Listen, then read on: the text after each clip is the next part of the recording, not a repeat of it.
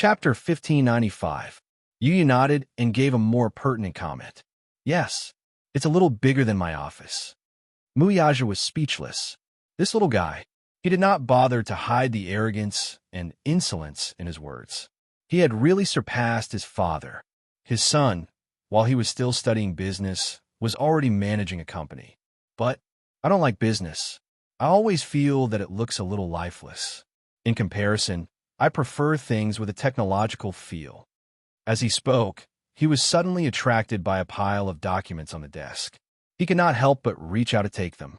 Muyaja, on the other hand, seemed to be deliberately going against him as he quickly stopped the boy's hand from reaching out to grab it. Facing Yu Yu's puzzled gaze, Muyaja blinked lightly and said mysteriously, "Baby, these are the financial group's trade secrets." With that, he narrowed his eyes and pretended to be wary as he sized him up. Yu Yu's eyes twitched violently. "Daddy, you're wary of me. Do you think I'm wary of you? You broke through Dishing Financial Group's defense network so easily. I can't guard against you even if I wanted to." "Of course," Yu Yu snorted proudly. "That's why I can't let you see these trade secrets." Yu Yu's smile froze. Then he huffed and crossed his arms. "Oomph, Daddy, you're so petty. I'm just taking a look. I won't do anything. Can you understand them?" "Of course. Perhaps I can give you some original suggestions." "That good?" Muyaja teased him. "Of course. Then you, show me how to read these documents." Yu Yu made an okay gesture and took the documents. He sat on the desk, placed the documents on his lap, and flipped through them page by page. He was small, and Muyaja's desk was wide, long, and huge. Hence, when he sat cross-legged on the desk, he looked even smaller and skinnier. His chin gradually became sharper. In the past, it was still a little pink, but now it had a handsome face. Muyaja gazed at his side profile. Yu Yu quietly lowered his head and flipped through the documents. Perhaps it was because of the high temperature in the office. He loosened his tie casually. His casual action was gentlemanly and charming. When he grew up, the number of fans that would follow him would probably line up from Beijing to Paris. While Yu Yu was reading the documents for him, he thought for a while and called Lu Jinyu. Lu Jinyu was a mysterious subordinate of his. According to seniority, the man addressed him as Big Boss, while Muyaja addressed him as Fourth Boss. Lu Jinyu looked like a gentle and refined man, but he was the most cunning one among his subordinates. The call went through quickly. Before Muyaja could say anything, Lu Jinyu smiled and said, "Boss, what orders do you have for me this time?" Lu Jinyu was used to going straight to the point. This was because he knew that time and efficiency were Muyaja's pursuit. He never liked to bluff. Muyaja ordered, "Jinyu, find out about Lin Ongwa from the Legal Affairs Hall. Check his background." "Haha, boss, did this Lin Ongwa offend you?" Chapter 1596. Lu Jinyu laughed sinisterly. The Hall of Political Affairs is an organization set up by the government. Naturally, the people inside are not simple. But, boss, you should know that not many of the people in the Hall of Political Affairs are clean. If you want to find out the background of this person, I might be able to find a lot of interesting things for you. This Lin Ongwa is a bluff. He's very arrogant. If it were in the past, I wouldn't be willing to stoop to the level of a small fry like him. But today, he's made me a little unhappy. At the end of his sentence, Muyaja's voice suddenly deepened, and he gave a certain hint. On the other hand, Lu Jinyu received his hint and immediately said, "Boss, don't worry. The thing you want, I'll get it for you by tomorrow at the latest. When the time comes, you can do whatever you want with him." "Okay, let me know as soon as possible." Lu Jinyu agreed. After the call ended, Muyaja stood up and walked to Yu Yu's side. The little munchkin was focused on flipping through the case. He glanced through 10 lines at a time and circled some data from time to time. He smiled satisfactorily and gently rubbed his little head. Walking to one side, he picked up an apple and sat on the sofa to peel it for him. After peeling the apple, he carefully cut it into small slices and skewered them with toothpicks before bringing them to the little munchkin's hand. His cell phone suddenly rang. Muyaja picked up his cell phone and glanced at the screen. It was an unknown number. After answering the call, an unfamiliar man's cautious voice came from the other end. "Hello. May I know if you're Chairman Mu from Dishing Financial Group? Muyaja smiled slightly. Although the other party did not state his identity, he immediately guessed who this person was.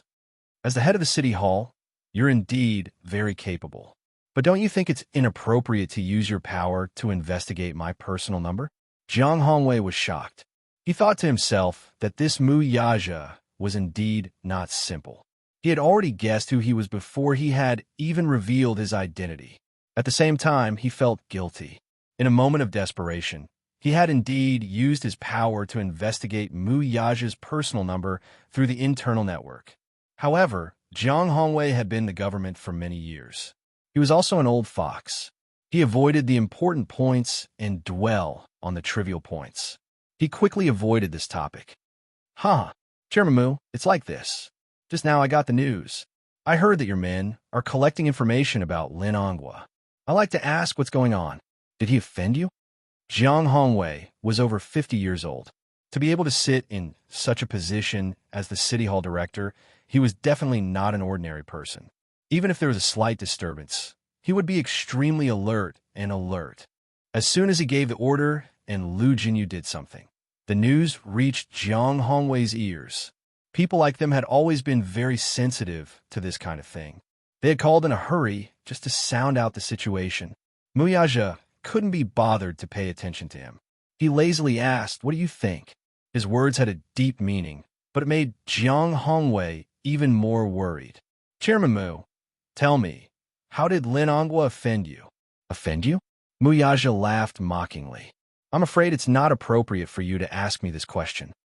Chapter 1597.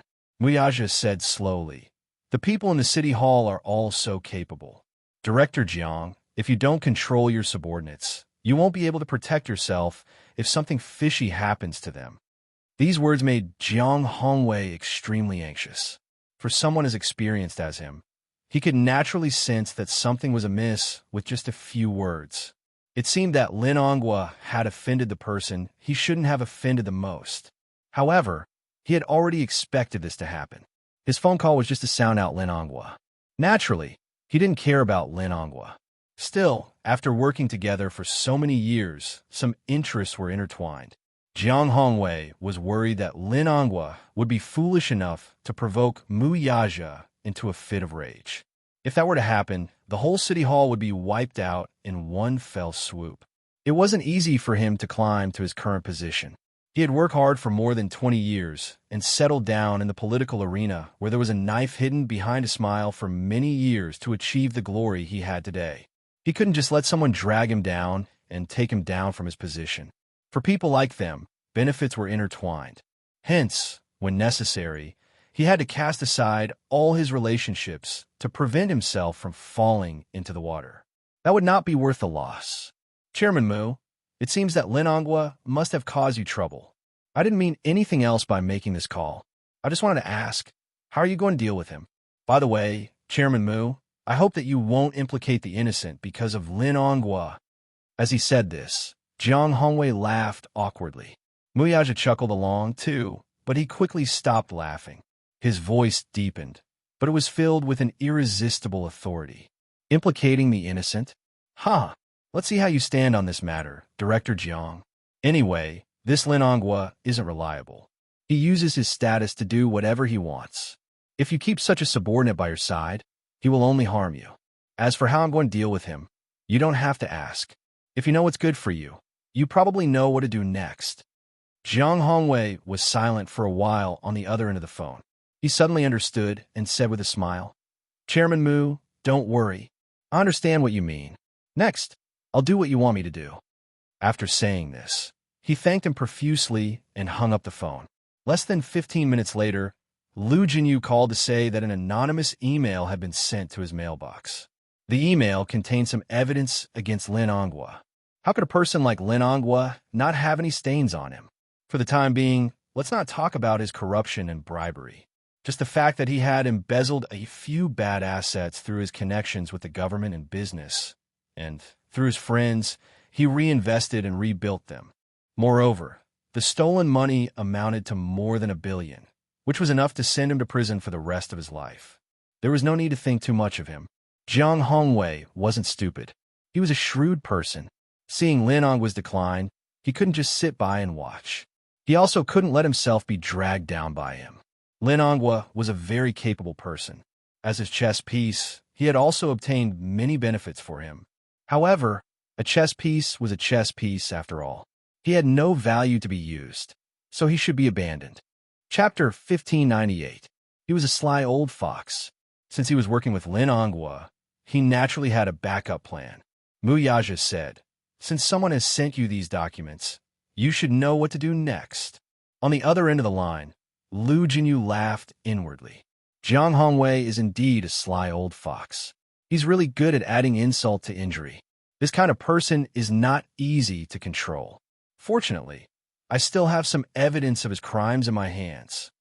Muyaja hummed in acknowledgement before changing the topic. "You can handle this matter. I'm at ease with you handling it." "What are you talking about, boss? Well, have I ever made a mistake? Just wait for my news." With that, he hung up the phone. Muyaja got up and walked to Yu Yu. He saw that the stack of cases beside him had already been dealt with. He picked them up and glanced at them. When his gaze fell on the comments at the end, he raised his eyebrows in surprise. Yu Yu was fully focused on reviewing the last document. When he looked up, he saw Muyaja's shocked expression. He was puzzled. "Daddy, what's wrong?" Muyaja was still in a daze. He had thought that Yu Yu was just being perfunctory when he said that he was going to review the documents for him. He did not expect that this guy would actually read through the documents seriously. He even drew out all the illogical parts of the documents and gave his own explanations. It was clear at a glance. "Daddy, there's a problem with the financial affairs of the organization," Yu Yu said meaningfully. Muyaja sneered. "There's something fishy about the financial affairs. It's nothing more than those sly old foxes from the Mu family stirring up trouble right under my nose to get a bigger share of the pie. However, they're timid and don't dare to do anything big. They're so naive to think that I can't see through them." Yu Yu clicked his tongue twice and sighed.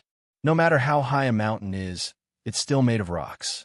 Even if it's a small problem, once it gets worse, it'll be very serious. "I know what to do." After saying that, Muyaja looked at him with gratification and couldn't help but scratch the bridge of his nose dotingly. "Your shrewdness is just like your father's. Using me to boast, Daddy doesn't know how to be ashamed." Yu Yu stuck her tongue out mischievously. Then, she hooked her arms around his shoulders and snuggled into his embrace. "Daddy, I miss Mommy. I miss her so much. I feel like I haven't seen her for hundreds of years." As he spoke, his little face collapsed in grievance, but his eyes were filled with sadness. Muyaja's face darkened slightly. For the past few days, Yin Shishir had not sent any messages. As for Yu Yu, the most recent time they had been in contact was during a video call last weekend. In the video call, Yin Shishir was dressed in an ancient costume. She didn't even have time to remove her exquisite makeup. Her clothes were scattered, and she wore a golden hairpin with tassels on her head. She couldn't hide her fatigue. When she had the video call with him, she had been secretly hiding in the changing room during a break in filming. She had purposely lowered her voice when she spoke. After that, other than a few messages, they had lost contact. Yu Yu could only pitifully find out about Yin Shishir's updates from the production team's official Weibo account. He missed her dearly. For the past few days, Xiaoichen wasn't as active as before. Sometimes, he would sit quietly on the sofa and browse the official Weibo account of the production team of Lethal Beauty. Chapter 1599. Yu Yu said, "It's Mommy's birthday next Monday. I've always been the one to celebrate Mommy's birthday in the past." As he spoke, he was reminded of Yin Shishir's busy schedule. After a pause, he said resentfully, "But Mommy is on set this year. Daddy, can't you think of a way?" Upon hearing this, Muyaja fell silent. At night, an uninvited guest appeared outside Xiaoni Walk. It turned out that Lin Ongwa, who had caught wind of the news, had brought his wife and son to Yu Yu's doorstep to beg for Muyaja's forgiveness. Lu Jinyu acted quickly, and Lin Ongwa was well informed. When he heard the news that night, he felt uneasy. Hence, he personally brought his wife to apologize to them. Otherwise, his life would be ruined. Muyaja was in the study. Hence, Yu put on a coat and walked out of the door. He saw Lin Onghua and Wang Guimiao standing outside, looking uneasy and frightened. When they saw him, they looked as if they had seen their savior. Both of them went up to him and pleaded with him through the luxurious iron door. Yu, is Chairman Mu home? Let me see Chairman Mu, will you? All right? Uncle is begging you. At this moment, Lin Onghua was no longer as arrogant and overbearing as before. His worried face was full of helplessness. Beside him, Wang Guimiao looked even worse. She was bloated and looked gloomy. Her eyes were red and swollen, as if she had been crying miserably. At this moment, she was no longer wearing the exquisite makeup she had been wearing in the afternoon. Her face was gloomy and gloomy. After leaving school today, Lin Onghua had given Wang Guimiao and Lin Feng a good scolding, but he still could not vent his anger. Wang Guimiao felt wronged and indignant. However, she was stubborn, so she retorted stubbornly. In a fit of anger, Lin Onghua looked at her sternly and slapped her in front of everyone in the office. Wang Guimiao and Lin Feng were stupefied. After being married for so many years, the couple had always been very harmonious.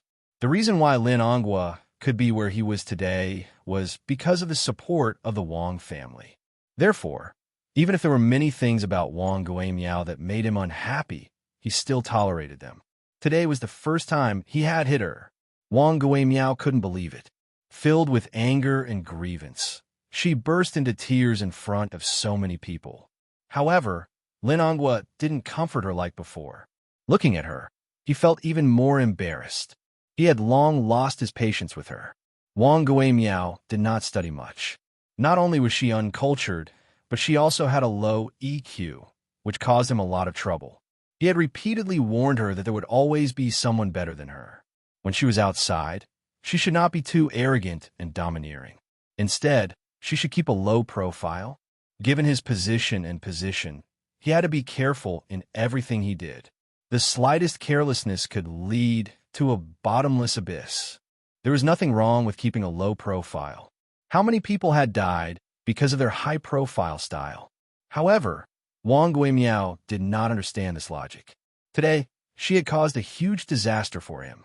Thus, even when she cried, he couldn't be bothered to comfort her. He was still worried about it. His heart was in a mess. He didn't know what to do at the moment. Wang Guimiao was crying beside him, which made him even more upset. The couple had a big fight because of this. Chapter 1600. In his anger, Lin Onghua yelled at her. Wang Guimiao, oh, Wang Guimiao, do you know who you've offended today? Do you know? The person I've offended today can kill me with just one finger.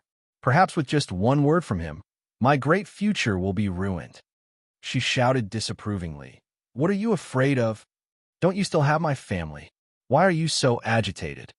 She was so self-righteous that it was impossible to reason with her. Lin Onghua was so angry that he laughed. His face was ferocious, and he had never lost control like this before. Haha, Wang Guimiao, I told you that you're a frog in a well, but you don't believe me. How powerful do you think your Wang family is? It's just tens of millions in assets. In other people's eyes, the Wang family is just a nouveau riche. Do you understand nouveau riche? Do you think you have the ability to go against the Mu family? It can't be that serious, right? What do you mean it can't be that serious? Don't you know how much the Mu group has? Hundreds of billions in assets. What kind of concept is that? There are many interests behind them. Even if they don't cover the sky with one hand, they're still a first-class family in the capital. Do you know what it means to offend the Mu family? They have connections in both the underworld and the government. With their background, who cares who you are? It's just a matter of opening and closing their mouths. I think you're muddle-headed. You still haven't recognized this point. Aleph * King. Lin Onghua was so angry that he gritted his teeth. He pointed at her and said word by word, My F * King brilliant life will be ruined by your hands sooner or later. No. He paused and said sternly, The Lin family and the Wang family will both be ruined by your hands. These words were said in anger to scare her. However, he didn't expect that his words would come true. Lin Onghua didn't expect Mu Yaja to make a move so quickly. The storm came suddenly and violently. After he heard the news, his mind went blank for a moment. According to the insider, Muyaja's side had already obtained some evidence of his crimes. The next step was to hand this evidence over to the Commission for Discipline Inspection. What was left was probably the end of his world. Over the years, Lin Hongwa had done a lot of things. His black income should be more than $1 billion, and this was not a small amount. $1 billion was more than enough to sentence him to death, let alone prison. He was so scared that his heart palpitated on the spot. Wang Guimiao was so scared that she gave him 2 quick-acting heart-relieving pills before he recovered. Logically speaking, given how careful he was with his actions, it was unlikely that he would leave behind any incriminating evidence. Therefore, he was also skeptical about it. However, when he dialed Jiang Hongwei's number, Jiang Hongwei only vaguely reminded him, "Haha, Hongwa, now that something like this has happened, you can only pray for yourself." After saying that, he hung up the phone. Lin Hongwa was suddenly frightened. When he called again, he could not get through. Since Jiang Hongwei had already said so, he immediately felt disheartened. He went limp and fell to the ground, unable to come back to his senses for a long time. His first reaction was to run, take the money and escape abroad. The further the better. However, when he thought about it carefully, even if he wanted to escape, where could he escape to? Muyaja must have had a backup plan. If he wanted to escape, it would be difficult for him to do so. He was determined to toy with him until he died. This man was rumored to be ruthless, but he had seen it with his own eyes. He was indeed ruthless. He didn't leave him any way out. Chapter 1601. He was in so much pain at the thought of his many years of hard work being destroyed in one day. He made a lot of phone calls, but he realized that he had accumulated so many connections overnight, but now, none of them had heard of him. At times like this, he had to be careful of which side he chose. If he was not careful, he would be implicated. No one was willing to help him, lest they get into trouble. He thought for a while and finally decided to bring Wang Guimiao to apologize to him personally. Perhaps he would be lucky enough to get his forgiveness. Thus, the scene before him was born. Yu stood expressionlessly at the door. He looked at the pleading couple without a trace of emotion in his eyes. How pitiful! Yu said this coldly, with an indifferent expression. Lin Hongwa saw his expression and was shocked by the little guy's calm state of mind. Usually, children of this age would run to their parents in fright upon seeing such a scene. However, at this moment, he stood at the door with his arms crossed and a cold expression on his face. Wang Guimiao looked at him with an ugly expression and felt extremely remorseful. She could not figure out and found it strange. She had known about Yin Tianyu since he was in kindergarten, but she had only heard that he had a mother. She had never heard of him having a father. In the parents' group, it was said that the child was from a single-parent family and could not even be considered a single-parent family. His mother was still unmarried, so no one could say for sure how the child came about. It was said that he was an illegitimate child. His mother gave birth to him at the age of 18, which was an unmarried pregnancy. Many people looked down on her and despised her from the bottom of their hearts. Wang Guimiao looked down on her even more. Without an indomitable man in the family, it was indeed easy for people to gossip. A single mother would be subjected to a lot of malicious speculation and slander. Today, however, this child had a father out of nowhere. Moreover, this man's status was not low and was incomparably noble. He was actually one of the top figures in the Mu family. Even now, she still felt that she was in a dream. Who asked her to be unlucky, though? The only thing to blame was that she should not have gone overboard. Lin Hongwa went up to him and begged again. "Little master, can you please invite your father out? I have something to ask of you." "What is it? Can't you tell me?" Yu said casually. Lin Hongwa was embarrassed for a moment, but he knew that this child was obviously making things difficult for him. Thus, his face turned red. He clenched his teeth and actually knelt on the ground with a plop. It was late at night and the ground was cold. He knelt down, almost without hesitation. Yu was not surprised to see him kneel down. At the same time, she looked at Lin Hongwa meaningfully and smiled. "Mr. Lin, why are you doing this? What are you trying to do?" "Little Lord, I'm here to apologize to you and your father." As Lin Hongwa spoke, he fiercely pulled Wang Guimiao. Wang Guimiao was caught off guard and fell to her knees as well. A sharp pain came from his knee. However, she couldn't care about anything else. In any case, he had already lost all his face, and there was nothing he could do to regain it. Chapter 1602. Even though she did not believe it, Wang Guimiao knew that Lin Onghua was in a panic. Lin Onghua said that the Mu family had secretly obtained some evidence of his crimes.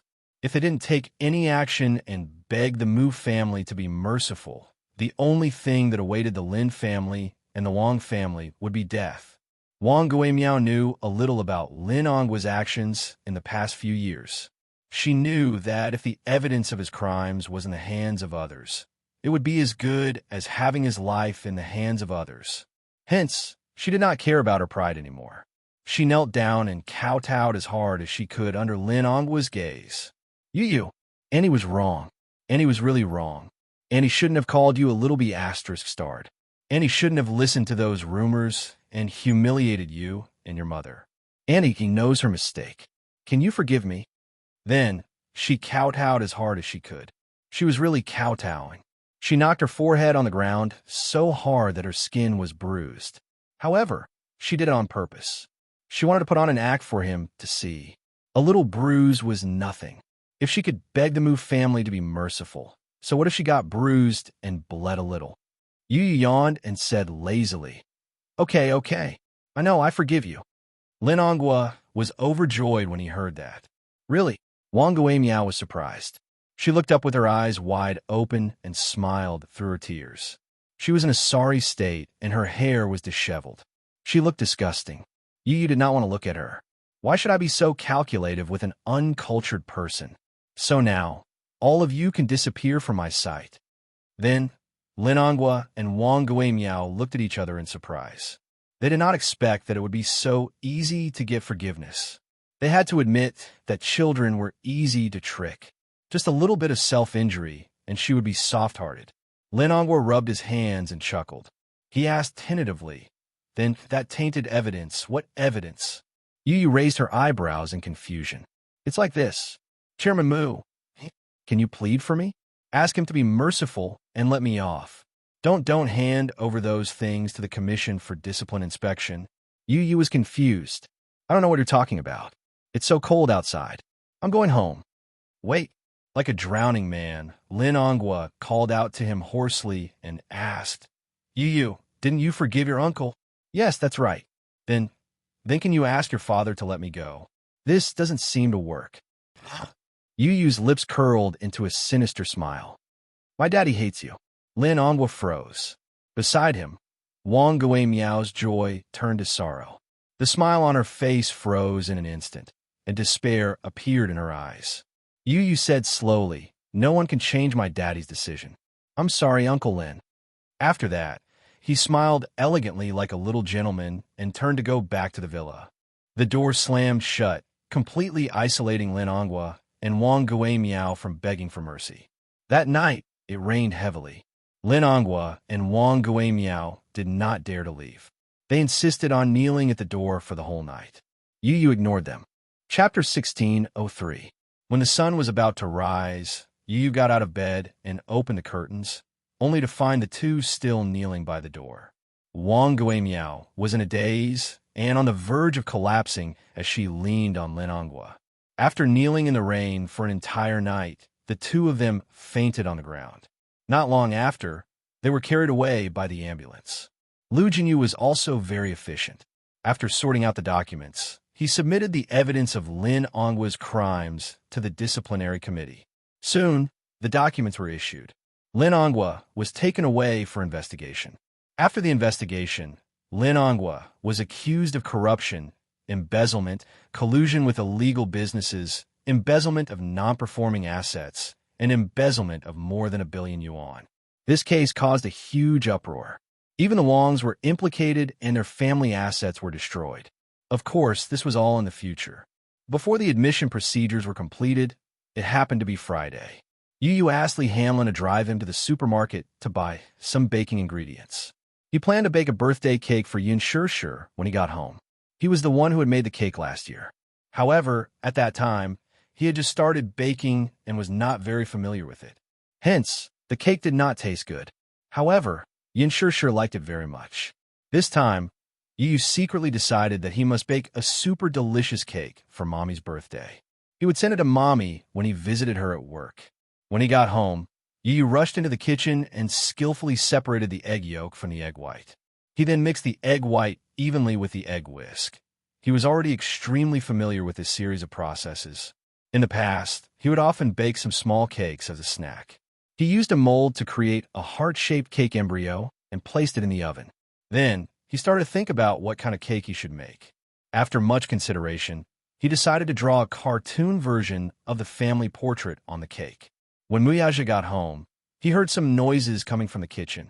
He walked in quietly and saw Yu with his head lowered. He was so focused that he did not notice Muyaja's presence behind him. He was making a fondant cake. At this moment, the cartoon version of the character was more than half done. Yu was very focused. Under the warm light, his handsome eyebrows and youthful side profile looked gentle and charming. From the side, his long and thick eyelashes were slightly lowered. His gaze was as gentle as water, and his lips were slightly curved, as if he was smiling. Muyaja looked at his hands. It turned out that he was making a cartoon version of Yin Shi. He held the fondant sculpture in his hands gently and carefully, as if he was holding her in his hands. His and Little Ichin's figurines were already made on the cake. After he was done with Yin Shi, he began to work on Muyaja's character. Muyaja's interest was piqued. He was curious as to how he would look in this little guy's hands. Yu first made a round face for him, then a round body. Then, he picked up a pen and dipped it in the icing. As if he was playing a prank, Yu deliberately drew a fierce face for Muyaja. When Muyaja saw this, he frowned slightly and said unhappily, "Why did you draw me so fierce? Wah?" Yu was startled by the sudden sound behind him. His hand trembled, and the pen drew a distorted line on the doll's face. Thus, Muyaja's mouth became crooked. Muyaja was speechless. Chapter 1604. He looked at the sugar figurine with a crooked mouth and turned around, feeling wronged. He said angrily, "Daddy, why did you stand behind me without saying a word? It's very scary, okay? I didn't do it on purpose. Who knows how timid you are?" Muyaja said innocently, "Look at the birthday cake you made. The three of you look so cute, but you made me look fierce. I object." Objection overruled. Yu held up the sugar figurine in his hand and looked left and right. He compared it to the real person and suddenly expressed his opinion. "It's very similar. Muyaja, it's your fault for always pulling a long face." Yu then looked at the crooked mouth of the sugar figurine and laughed. "Daddy, you're so pitiful. Your mouth is crooked. It's all your fault." Muyaja said, feeling wronged. Yu retorted, "It's your fault for not saying a word when you came in. You stood behind me and gave me a fright. Otherwise, I wouldn't have failed." Muyaja smiled and hugged him from behind. He rested his chin on Little Munchkin's shoulder and looked at his frosted hand. He couldn't help but laugh. "Is this your birthday present for Mommy?" "Yes." Yu fixed the adorable Muyaja figure on the cake and then remembered to finish it. He continued what he was doing and asked, "Daddy, does the cake look good?" Muyaja thought seriously for a while and then commented, "It's not bad." "What do you mean by not bad?" Yu protested unwillingly. "I think it's great. Can I eat the sugar figurine on the cake? Other than Mommy and me, you can eat the rest." Yu said generously. Muyaja frowned but pretended to be unhappy and teased him. "Why can I only eat mine and Xiao-Chin's, but not yours and Mommy's?" "Hee, because Mommy's are the cutest. No one is allowed to eat them." After completing the last step, Yu looked at the finished product and reveled in her exquisite craftsmanship. "What a beautiful cake. I made it myself. Mommy will definitely like it." After speaking, Yu turned around and hooked her arm around Muyaja's shoulder. "Daddy, when are we going to visit the set? When Xiao-Chin is out of school, we'll visit the set. Long live." Yu is elated. "I can finally see my dearest Mommy. Last night, I missed her so much that I couldn't sleep.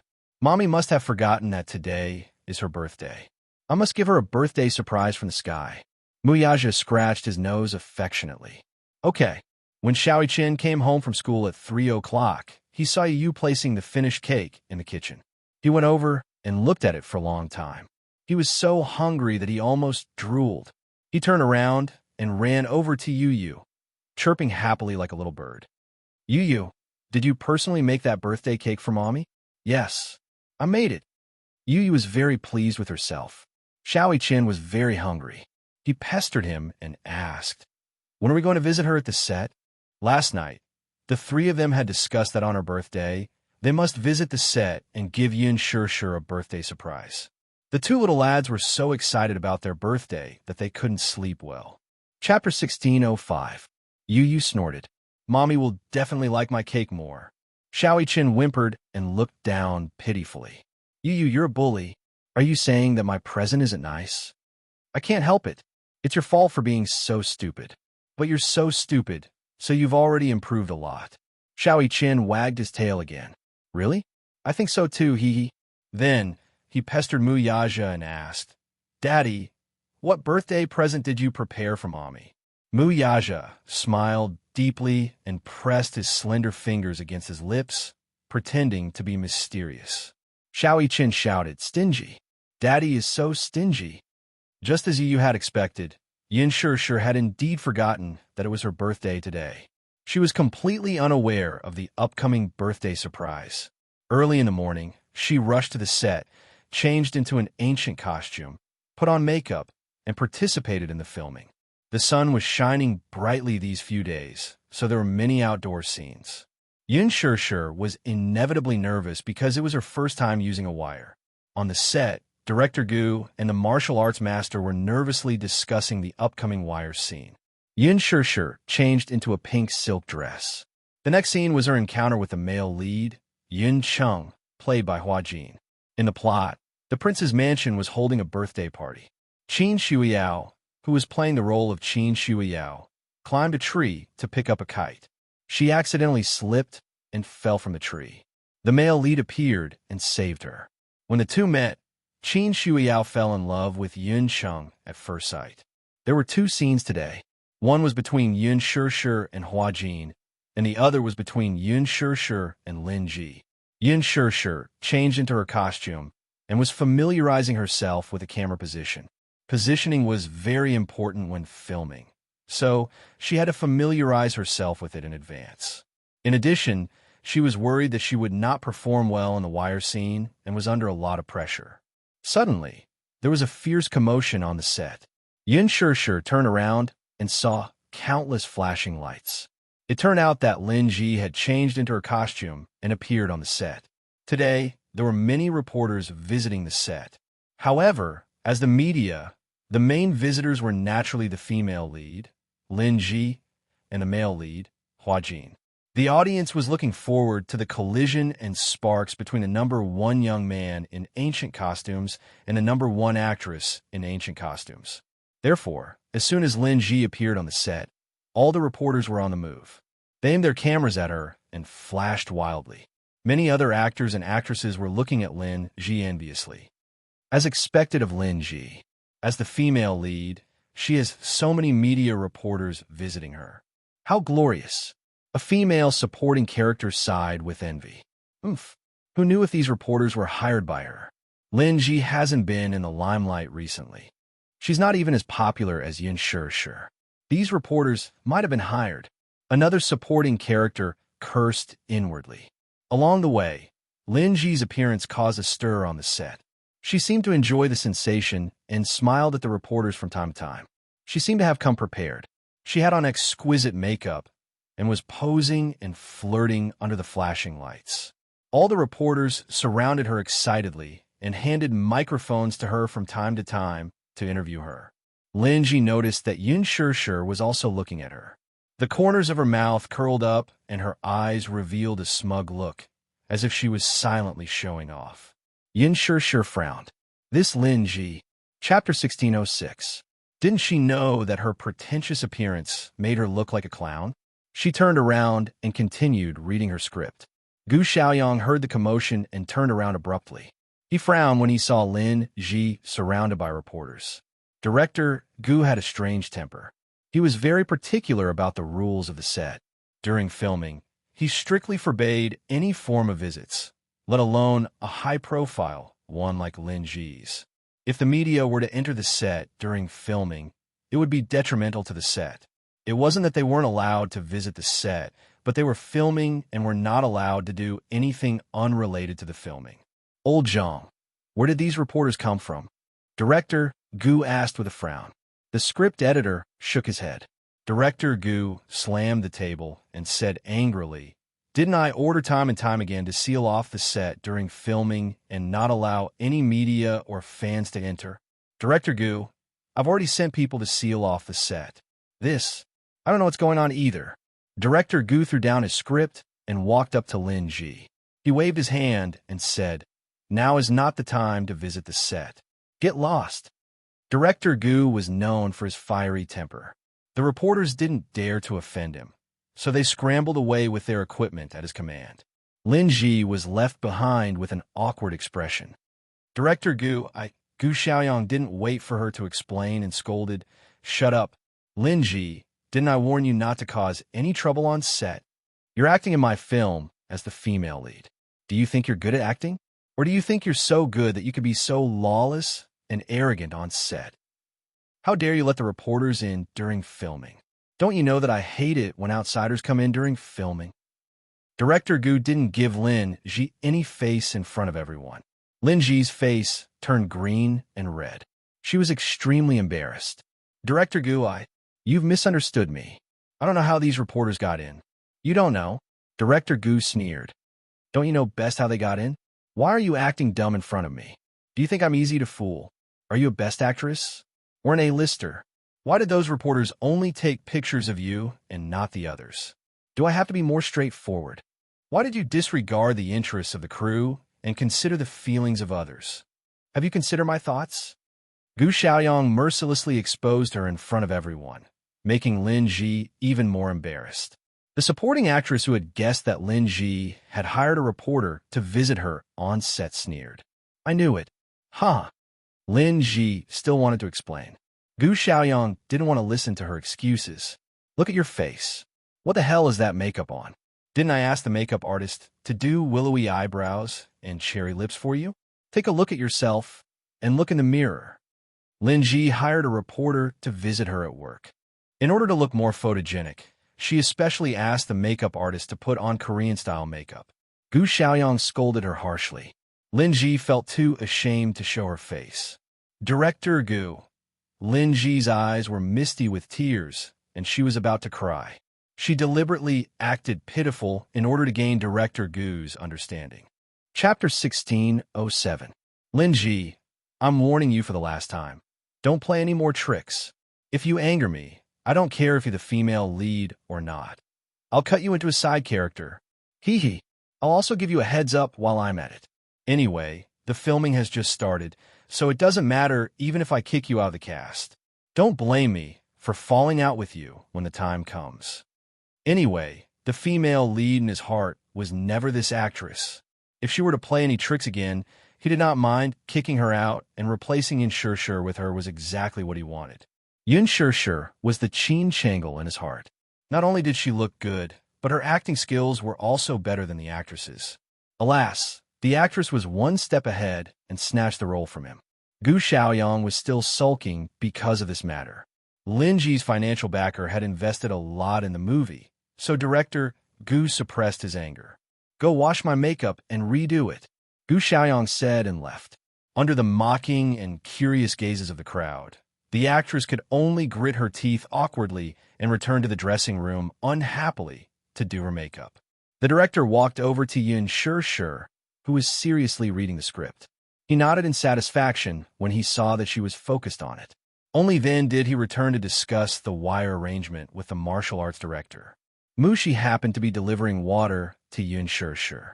When she saw this scene, she excitedly went up to her and said with a smile, Shishir, the director has been looking at you just now." "What?" "He stood beside you and looked at you for a long time. I think he saw that you were seriously reading the script and was very satisfied with your attitude. That's why he smiled in relief." Yin Shishir smiled and said, "Mushi, I'm a little nervous." I heard that if I'm not careful with the wire, I'll fall down. Oh, please. Do you think the martial arts director on set is just for decoration? Don't worry. It'll be very safe. Mushi comforted her. Hua-jin also finished his makeup and rushed to the set. Yin Shishir looked up and saw him appear. She was stunned. His first reaction was that Hua-jin's title of the best young actor in ancient costumes was not undeserved. He was dressed in a crescent white robe and had an elegant demeanor. His handsome hair was draped over his shoulders, and his beautiful and exquisite facial features were embellished with makeup. His beauty was even more breathtaking. Her charm was so outstanding that it overshadowed the beauty of the female lead. Her every frown and smile was captivating. This was the first time she had acted with Hua-jin in a scene. Hence, it was also the first time she had seen Hua-jin in his ancient costume. It wasn't that she hadn't seen Hua-jin without makeup. His skin was very good. His facial features were very three-dimensional, and his eyebrows and eyes had the unique charm of an ancient handsome man. His charming eyes were like silk, the corners of his eyes were long and narrow, and when he looked back, his smile was enchanting. Yin Shishir's mind wandered for a moment before she exclaimed in shock, "Gosh, Hua-jin's ancient costume shocked me." At the side, Mushi also came back to her senses. Sure. Gosh, Hua-jin's ancient costume is so stunning. Even if it's the real person, it's better than many of the photos of young actors in ancient costumes. It's so beautiful. She could not suppress her voice, so everyone heard her praise and could not help but look over. Even Hua-jin could vaguely hear her excited voice. He looked in Yin Shishir and Mushi's direction with a meaningful gaze. Yin Shishir felt embarrassed. "Mushi, can you speak a little louder?" Chapter 1608. Hua-jin suddenly walked toward Yin Shishir. Yin Shishir was stunned. She turned around and thought that Hua-jin was going behind her, but she realized that there was no one behind her. When she turned around, Hua-jin was already in front of her. He was not as tall as Muyaja, but he was still very tall at 1.8 meters. When he bent down to look at her up close, she could even see his flawless and perfect skin. It was as if it could be broken by the slightest breeze. What was even more stunning was his pair of deep eyes that seemed to be bewitching and could make people fall for him uncontrollably. Mushi was already stunned when she saw Hua-jin walking over. Yin Shishir came back to her senses and pursed her lips. She could not help but take a step back. Just as she took a step back, Hua-jin took a step forward. Yin Shishir frowned and took 2 more steps back with displeasure in her eyes. Hua-jin, on the other hand, smiled and took 2 more steps forward. His strides were bigger than hers, so he could not wait to be right in front of her. Yin Shishir could even feel his warm breath on her forehead. Her heart was beating like thunder. This man, what was he trying to do? He approached her silently, just like the first time backstage at the press conference. Yin Shishir could not understand what he was trying to do. Hua-jin's good-looking lips curled up. He lowered his head to look at her and smiled. "Are you shy?" When he spoke, his voice was gentle and pleasant. His voice was not as rough as a man's, nor was it as deep and mellow as Muyaja's. Instead, it was as magnetic as a clear spring. Yin Shishir could not help but ask, "What are you trying to do?" Yin Shishir. He called her name and smiled devilishly as he tilted his head slightly. "It's our first time acting together." "Yes." "So?" Hua-jin dragged out the last word and suddenly blinked at her. "Don't you think we should cultivate some chemistry?" Mushi, who was standing at the side, finally reacted. Seeing this scene, her eyes twitched hard. No matter how one looked at this scene, why did it seem like Hua-jin was flirting with Shishir? Could it be? Was Hua-jin interested in her Shishir? However, at this moment, Mushi was completely immersed in Hua-jin's beautiful side profile and had no time to care about anything else. Yin Shishir laughed dryly. "Develop tacit understanding? I don't know what you're talking about. But can you not stick so close to me?" "Close?" Hua-jin didn't think so. "Is it close?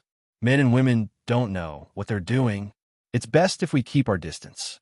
However, Hua-jin felt that her answer was very cute. "This distance isn't considered close." He lowered his head slightly and whispered into her ear, "Little fool, between men and women, only negative distance is considered close. Negative distance. Yin Shishir was confused and didn't even think of the evil side. Hua Jin felt that her reaction was very interesting. How could there be such an innocent woman in the entertainment industry? She was so silly that it was cute. Looking at his meaningful smile, Yin Shishir realized what he meant by negative distance. She suddenly stretched out her hands and pushed him away. Jerk! Do you think it's fun to tease me like this? With that, Yin Shishir glared at him fiercely and walked around him. Hua Jin pursed his lips and covered his mouth to hide his laughter. He was as mischievous as a lazy kitten that had secretly eaten meat.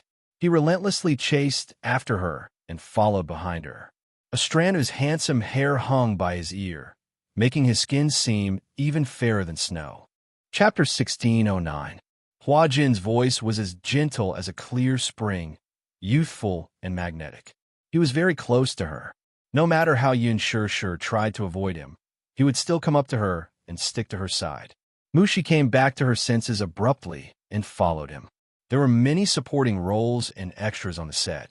Among them, many were Hua Jin's fans. Lethal Beauty was recruiting extras for the sake of Hua Jin being the male lead. Many of them did not want to be paid to join the cast, all for the sake of being able to catch a glimpse of the most handsome man in ancient costume from the nearest distance. Hence, when Yin Shishir and Hua Jin walked one after another, many people cast strange and passionate gazes at them. Yin Shishir was very sensitive. When she realized that there were many piercing gazes on her, she became even more annoyed with Hua Jin. She originally admired Hua Jin's costume. However, this handsome man who looked noble and otherworldly was actually like this in private. He seemed to like to be ambiguous. Yin Shishir frowned. Her footsteps quickened as she walked to her seat and sat down. Hua Jin immediately dragged a small stool over and sat opposite her. How old are you?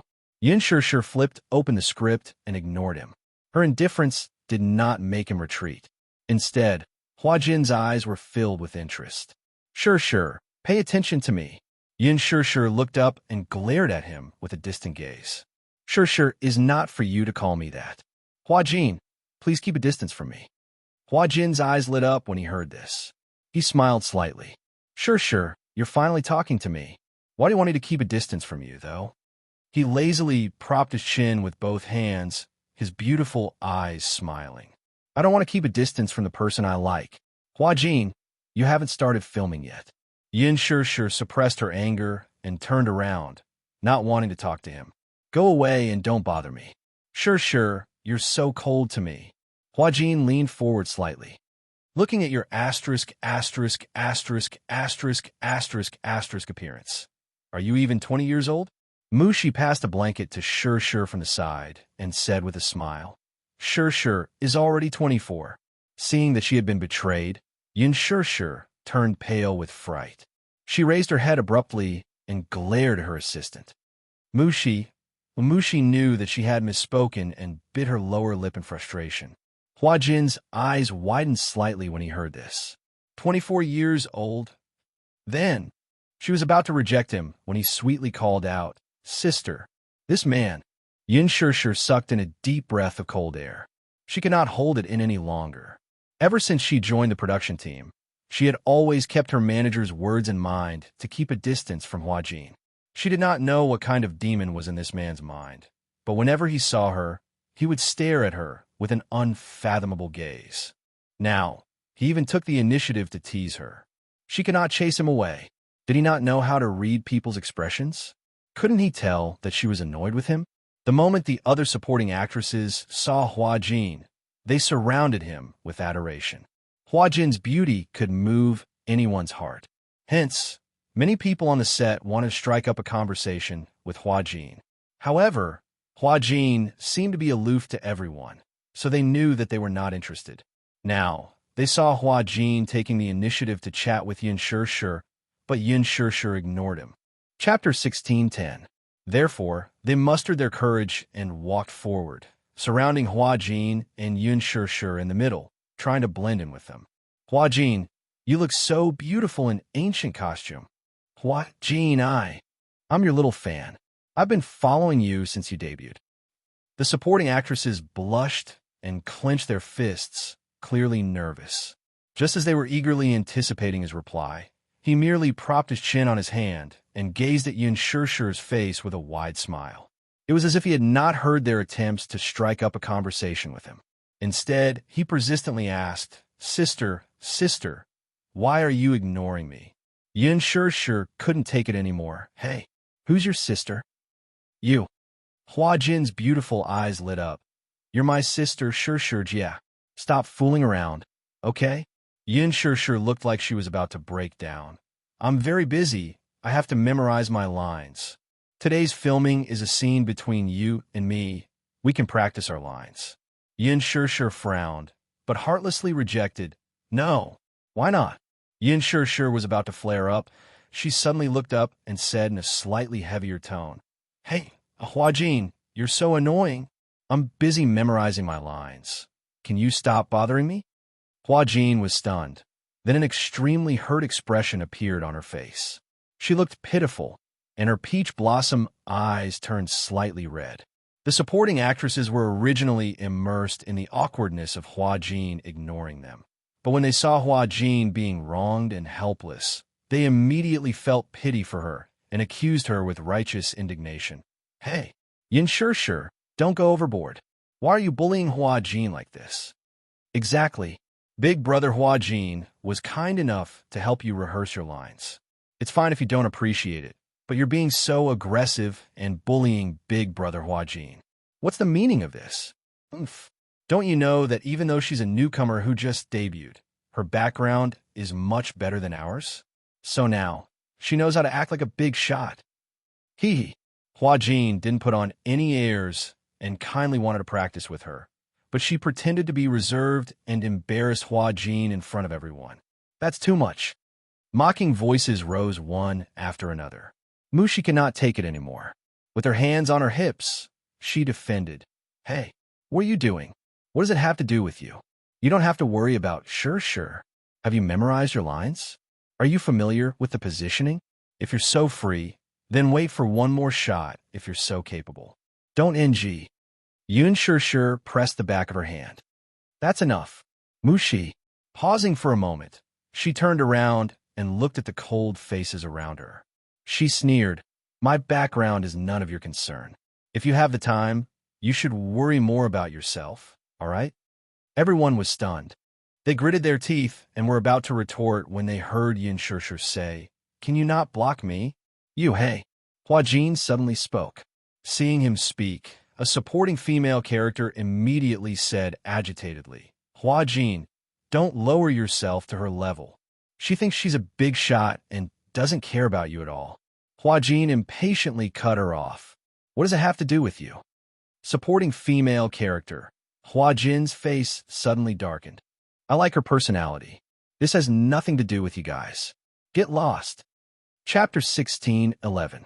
She had lost all her face, so those who knew what was good for them dispersed. At last, those female supporting characters, who were jealous, did not forget to glare fiercely at Yin Shishir. Yin Shishir's eyes twitched hard. This Hua Jin, if placed in ancient times, would be a femme fatale. Hua Jin said, Shishir, don't be afraid. With me around, no one can bully you. I don't need you to speak for me. Wasn't it all because of him that she was being ganged up on? This man was really a femme fatale. Qin Zhou was indeed right. She should indeed keep a distance from him. Mushi said that he had a formidable sugar daddy behind him. Yin Shishir was even more vigilant now. Not to mention that mysterious sugar daddy. Those fans of his in the production team were people she could not afford to offend. Hence, she said, just don't bother me, okay? Woo. I just like you. Yin Shishir could not take it anymore. Even if she could not afford to offend him, could she not avoid him? Hence, she stood up abruptly. Hua Jin followed suit and asked with a smile, Where are you going? Don't follow me. Hey. Hua Jin hurriedly reached out to hold her hand when he saw her walking quickly. Yin Shishir's body trembled as if she had been scalded by fire. She flung his hand away violently. She turned around angrily and glared at him, only to see that he still had that playful and mischievous expression on his face. She looked around angrily and saw that not many people were paying attention to them.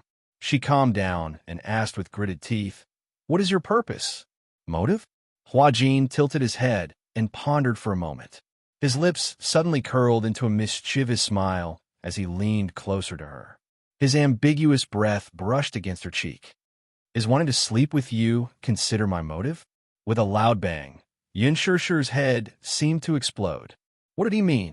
She looked at him in disbelief, only to see that his expression was half joking and half serious.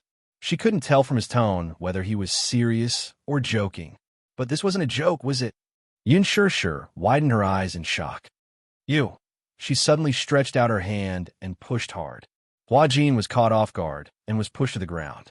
The ground was made of cement. Huajin fell to the ground, and a layer of skin was slightly scratched on his palm. He frowned in pain, but his brows were knitted in an innocent arc. She was as beautiful as a painting. Even when she was frowning, she was still breathtakingly beautiful. This sudden scene attracted everyone's attention. Gu Xiaoyang turned around and saw this scene. He frowned slightly. He put aside the matter at hand and walked over. What happened?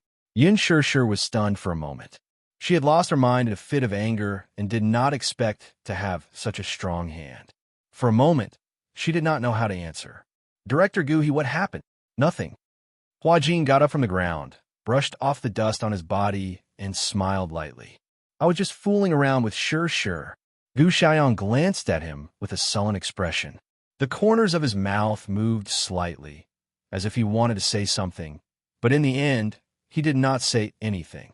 As if he had suppressed some anger, he took a deep breath and said with a frown, "Don't play around on the set. There are equipment everywhere. Be careful not to break it and delay the filming process." Yin Shishir was a little surprised. Chapter 16:12.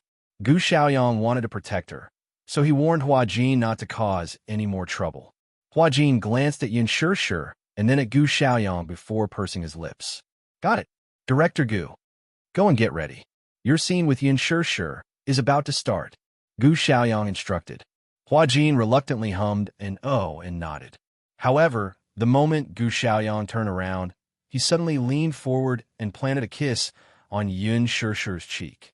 Yin Shishir did not react in time and widened her eyes in shock. By the time she came back to her senses, Huajin had already returned to his assistant's side to revise the script. She was angry and frustrated, thinking that Huajin was simply unreasonable. He actually stole a kiss from me. Why is this Huajin so annoying? Gu Xiaoyang happened to see this scene as well. His lips moved, but he did not say anything. He only reminded Yin Shishir to get ready for her role, and then went back to work. It seemed that this Huajin was not simple. Even the bad-tempered director, Gu, did not dare to lose his temper in front of him. It seemed that he had a strong backing. Did he do whatever he wanted on set, just because he had a sugar daddy's favor? Yin Shishir trembled in anger. Beside her, Mushi looked at her with envy. She clenched her little fists and gritted her teeth in jealousy. Shishir, you have good luck with men. Huajin took the initiative to kiss you. I'm so envious of you. Yin Shishir glared at her weakly. Seeing that she was really angry, Mushi felt guilty and quickly explained, Shishir, don't be angry. I was just joking. Don't take it seriously. Mushi, this joke isn't funny at all. Yin Shishir lost her usual calmness. For the first time in her life, she showed anger in front of Mushi. Knowing that she was really trying her best, the assistant hurriedly apologized. I'm sorry. Shishir, I didn't care about the occasion and made a joke. I'm sorry, I won't do it again. Yin Shishir looked in the direction of Huajin with a complicated expression. Then, she took out a soft towel from her sleeve and fiercely wiped the place where Huajin had just kissed. The next scene officially began filming. Yin Shishir tried her best to immerse herself in her character. However, when it came to her scene with Huajin, just standing in front of him and thinking about how he had teased her earlier, she couldn't help but feel angry. He didn't manage to pass a few of them. His eyes, emotions, and the tone of his lines were all wrong.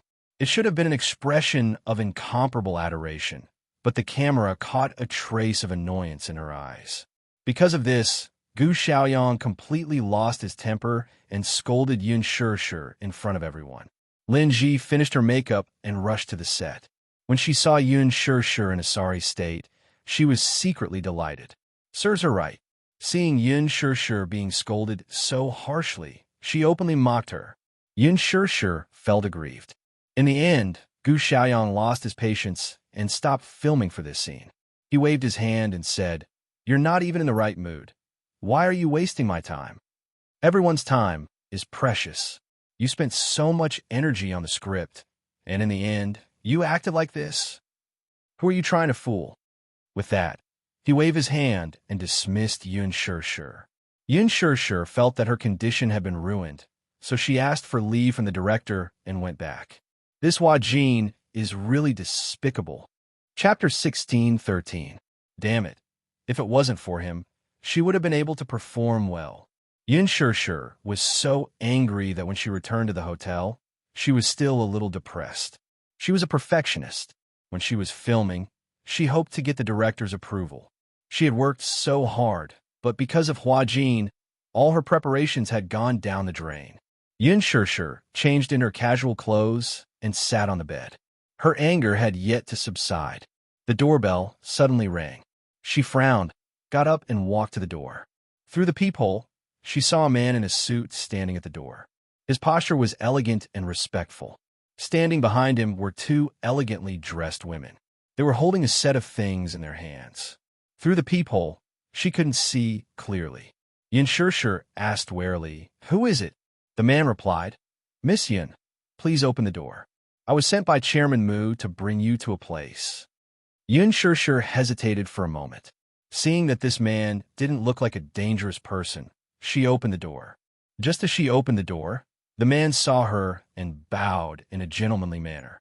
"Good afternoon, Your Highness the Princess. May I know if it's convenient to go in now?" Yun Shirshir was confused by his strange way of addressing her. However, she still nodded and said, "It's convenient." The man smiled and signaled with his eyes. The two women walked into the room politely, but the man didn't come in. After closing the door, Yun Shirshir looked at them strangely and asked suspiciously, "You were sent by Muyaja too?" "Yes, Your Royal Highness." Yun Shirshir was confused by their way of addressing her. She smiled awkwardly and didn't know what to say. "What Royal Highness?" "Your Royal Highness, please change into a dress first." One of the women carried a gown and greeted her with a perfect smile. Yun Shirshir frowned. She didn't know what this Muyaja was up to. Why did he want her to change into a dress for no reason? Was he bringing her to a banquet? If that was the case, why didn't he inform her in advance? As a result, she was caught off guard. She glanced at the gown. When the gown was unfolded, Yun Shirshir was shocked. What a beautiful dress! The champagne-colored gown had a skirt that reached the ground. The design of the flat-shouldered gown seemed to have been tailor-made for her, revealing her jade-like collarbone and graceful neck. The chest area was adorned with a few pink roses that extended from the waistline all the way to the hem of the skirt. The flower adornment was beautiful and flawless. The petals were especially lifelike, almost to the point of passing them off as genuine. If one did not examine them carefully, one would not be able to tell that the petals on the dress were fake. "Your Highness, please change into your formal attire." Yun Shirshir hesitated for a moment, then nodded. After changing into the gown in the bedroom, she walked in front of the full-length mirror.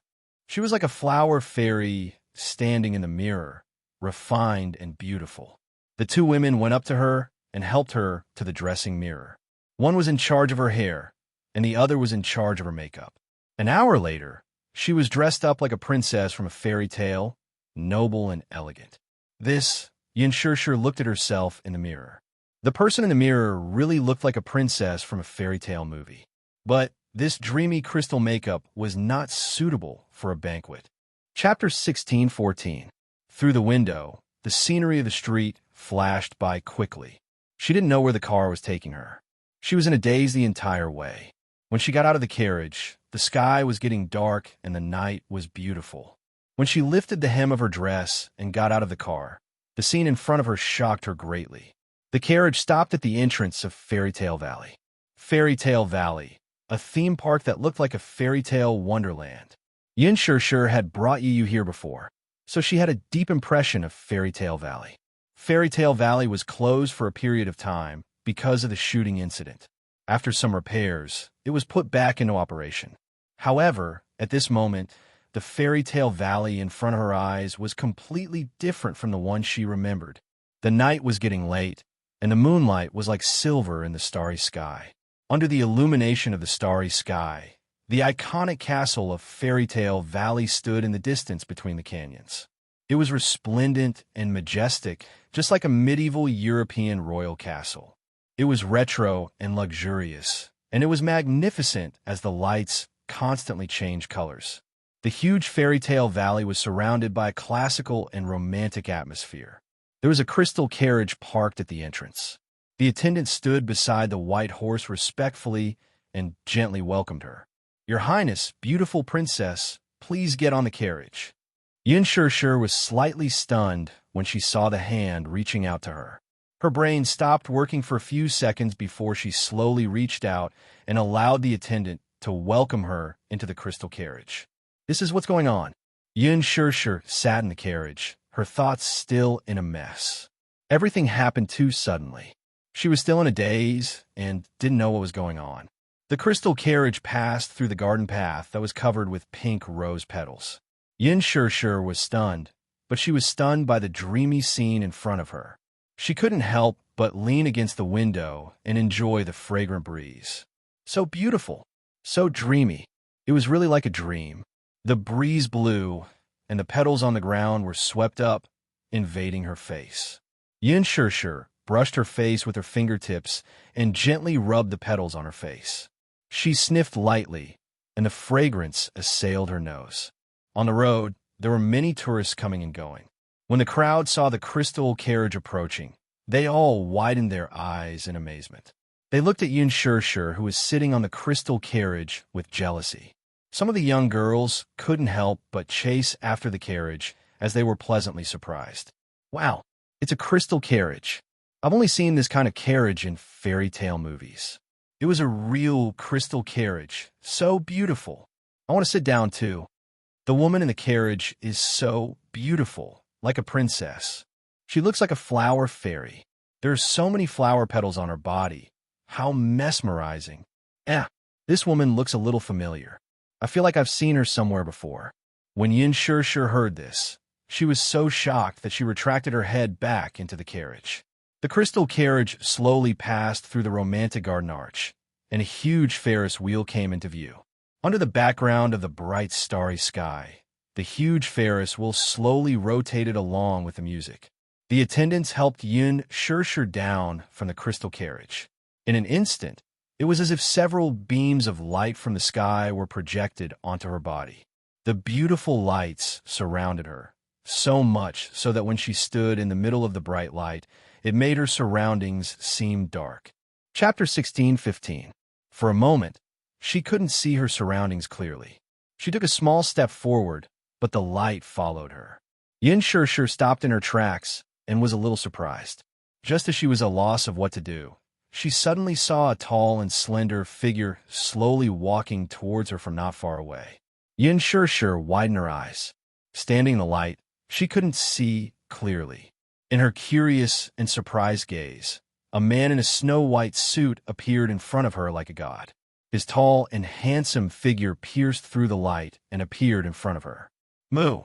Yin Shirshir's mouth gaped open in shock as she uttered a single word. Muyaja's appearance gave her a dreamy surprise. He was dressed in a medieval aristocratic suit. His posture was noble and arrogant, and his aura was extraordinary. He was like a Prince Charming who had appeared in front of her without warning. She had imagined countless dreamy scenes, but now they were displayed in front of her without warning. She couldn't come back to her senses for a long time. Yin Shirshir stared at the handsome man in front of her in a daze. She was a little speechless. Did he prepare everything in this fairy tale-like fantasy for her? Yin Shirshir's body stiffened slightly. In front of her, the strong light left a deep impression on his exquisite facial features. In the dreamy light and shadow, his handsome face was like an ancient Greek sculpture, handsome as if it was cast. Amidst the gentle breeze, his black hair brushed past his ears, his proud jawline, and his deep, serene eyes were breathtaking. His thin lips gently curved into a charming arc. Muyaja gently reached out to her and opened his palm. He raised his eyebrows slightly and gave her a silent invitation with his eyes. She raised her hand and placed it in his palm. Suddenly, her breathing became tight. Yin Shishir couldn't believe that everything in front of her was real. So much so that she asked a silly question at this romantic moment. Muyaja. She looked up and her eyes flashed. Is it really you? What answered her was the man's powerful palm. He held her hand and took the opportunity to pull her into his embrace.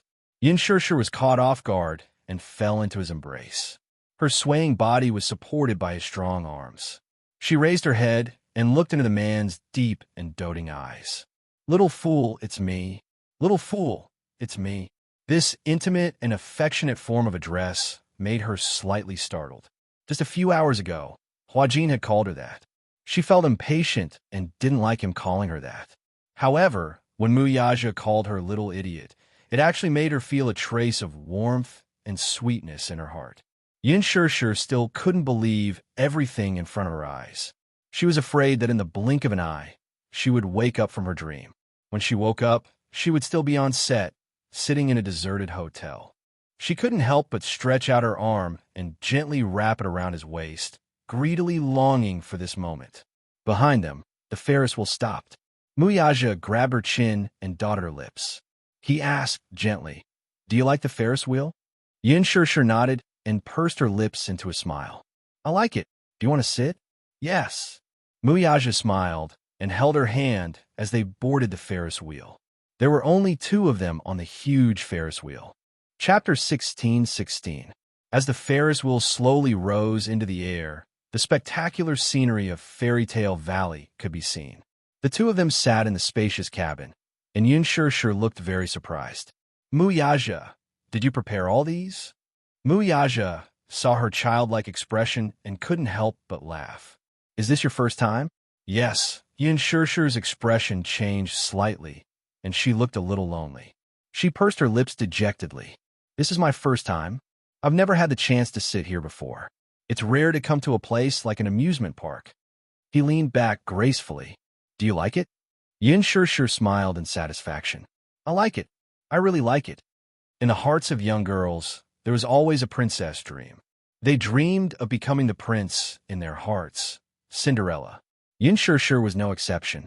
But fairy tales were fairy tales, and dreams were just dreams. That crystal carriage is really beautiful, just like in fairy tales. Have you seen Cinderella before? No. The carriage in Cinderella is a carriage made from a pumpkin by the fairy godmother. Muyaja merely watched her gesticulate excitedly without saying a word. Yin Shishir said longingly, "When I was young, I also dreamed that when night fell and the Ferris wheel rose to the peak, I would be able to see the beautiful starry sky with my beloved prince." She was too embarrassed to say what she wanted to say next. When the Ferris wheel rose to the sky, fireworks would be dazzling in the starry sky, and the prince would take out a beautiful diamond ring, propose to her, and kiss her in the beautiful night. She only hid these beautiful fantasies in her diary. She smiled embarrassedly. "This dream must be very silly, right?" "I think so too." Muyaja's lips curled into a smile as he lowered his head to light a cigarette. Holding the cigarette between his lips and smiling eyes, he actually made her heart palpitate with excitement. Yin Shishir's cheeks burned strangely. She turned her face away guiltily, but secretly glanced at him from the corner of her eyes. Usually, he liked to wear black shirts, but today, he was wearing a noble suit and looked very handsome. So much so that she was embarrassed to look him in the eye. Muyaja leaned back in his seat. His fair and flawless skin, his gentle gaze, and his thick and long eyelashes intertwined with each other. There was a faint dimple at the corner of his lips. When he smiled, it was very beautiful, revealing a trace of freshness and purity. It was the complete opposite of his expressionless face, making people involuntarily want to get close to him. She didn't know why, but she didn't like men who smoked, yet she didn't dislike him. She was even a little obsessed with how he looked when he smoked. Yin Shirshir stared blankly and couldn't help but curve her lips. Muyaja suddenly raised his eyes and looked at her calmly. Yin Shirshir was startled. She turned her head abruptly, only to find that the Ferris wheel had already risen to the highest point. She stood up excitedly and leaned against the windowsill. She looked up at the starry sky and held her face in her hands in amazement. "It's so beautiful." Yin Shirshir smiled happily like a child. Muyaja took a deep puff of his cigarette and put it out. He got up casually and slowly approached her from behind. Aware of the movement behind her, Yin Shirshir smiled and turned her face. Suddenly, her chin was gently lifted by slender fingers. Chapter 16-17. Muyaja's perfect, handsome face inched closer to hers. His thin, moist lips gently covered the corner of her lips. The faint smell of tobacco permeated between his lips and teeth. Together with his unique fragrance, it refreshed her heart and mind. Yin Shirshir was stunned. Her eyes suddenly widened, and she furrowed her brows in disbelief. Muyaja covered her eyes in dissatisfaction and gently lowered his eyelids. She tossed and turned in his soft kiss. His deep affection for her, which seeped into her bones, made her heart pound like thunder for a moment. Outside the window, the moonlight flowed gently, and the mottled shadows of the stars contrasted with the white light. His face seemed to be plated with a layer of moonlight, making his skin look even more jade-like. Through the gaps between her fingers, Yin Shirshir carefully opened her eyes. Muyaja's beautiful face was faintly discernible. The Ferris wheel slowly rotated, and she slowly closed her eyes. Muyaja imprisoned her in front of his chest. He lifted her chin with one hand and stroked the soft hair by the side of her face with the other. The tip of his tongue gently hooked into the gap between her lips and her pearly white teeth. The tips of their tongues seemed to touch each other. Yin Shirshir's cheeks suddenly flushed red, and her hands moved restlessly in front of his chest. She seemed to be a little nervous. She suddenly felt the scene in front of her was extremely familiar. Where had she seen it before? Yin Shirshir was a little confused, but she couldn't pinpoint what was wrong. Muyaja comfortingly grabbed her wrist and slowly moved it to his waist. Thus, she obediently wrapped her arms around his waist. Their fingers interlocked, but her knuckles were white from nervousness. A bunch of fireworks suddenly rose in the sky and bloomed beautifully. Muyaja lifted his head. Yin Shirshir lowered her head shyly and bit her lip hard. He smiled and lifted her chin, giving her a light peck on the lips. "Shirshir, marry me, Muyaja's voice was slightly deep as he slowly said those words. He raised his eyebrows and gazed at her face gently. "Shirshir, marry me." Those words sounded so pleasant when he said them in such a mellow and magnetic voice. His large palm grabbed her hand. Immediately after, a circle of coldness stuck to her ring finger and slid down to the base of her finger.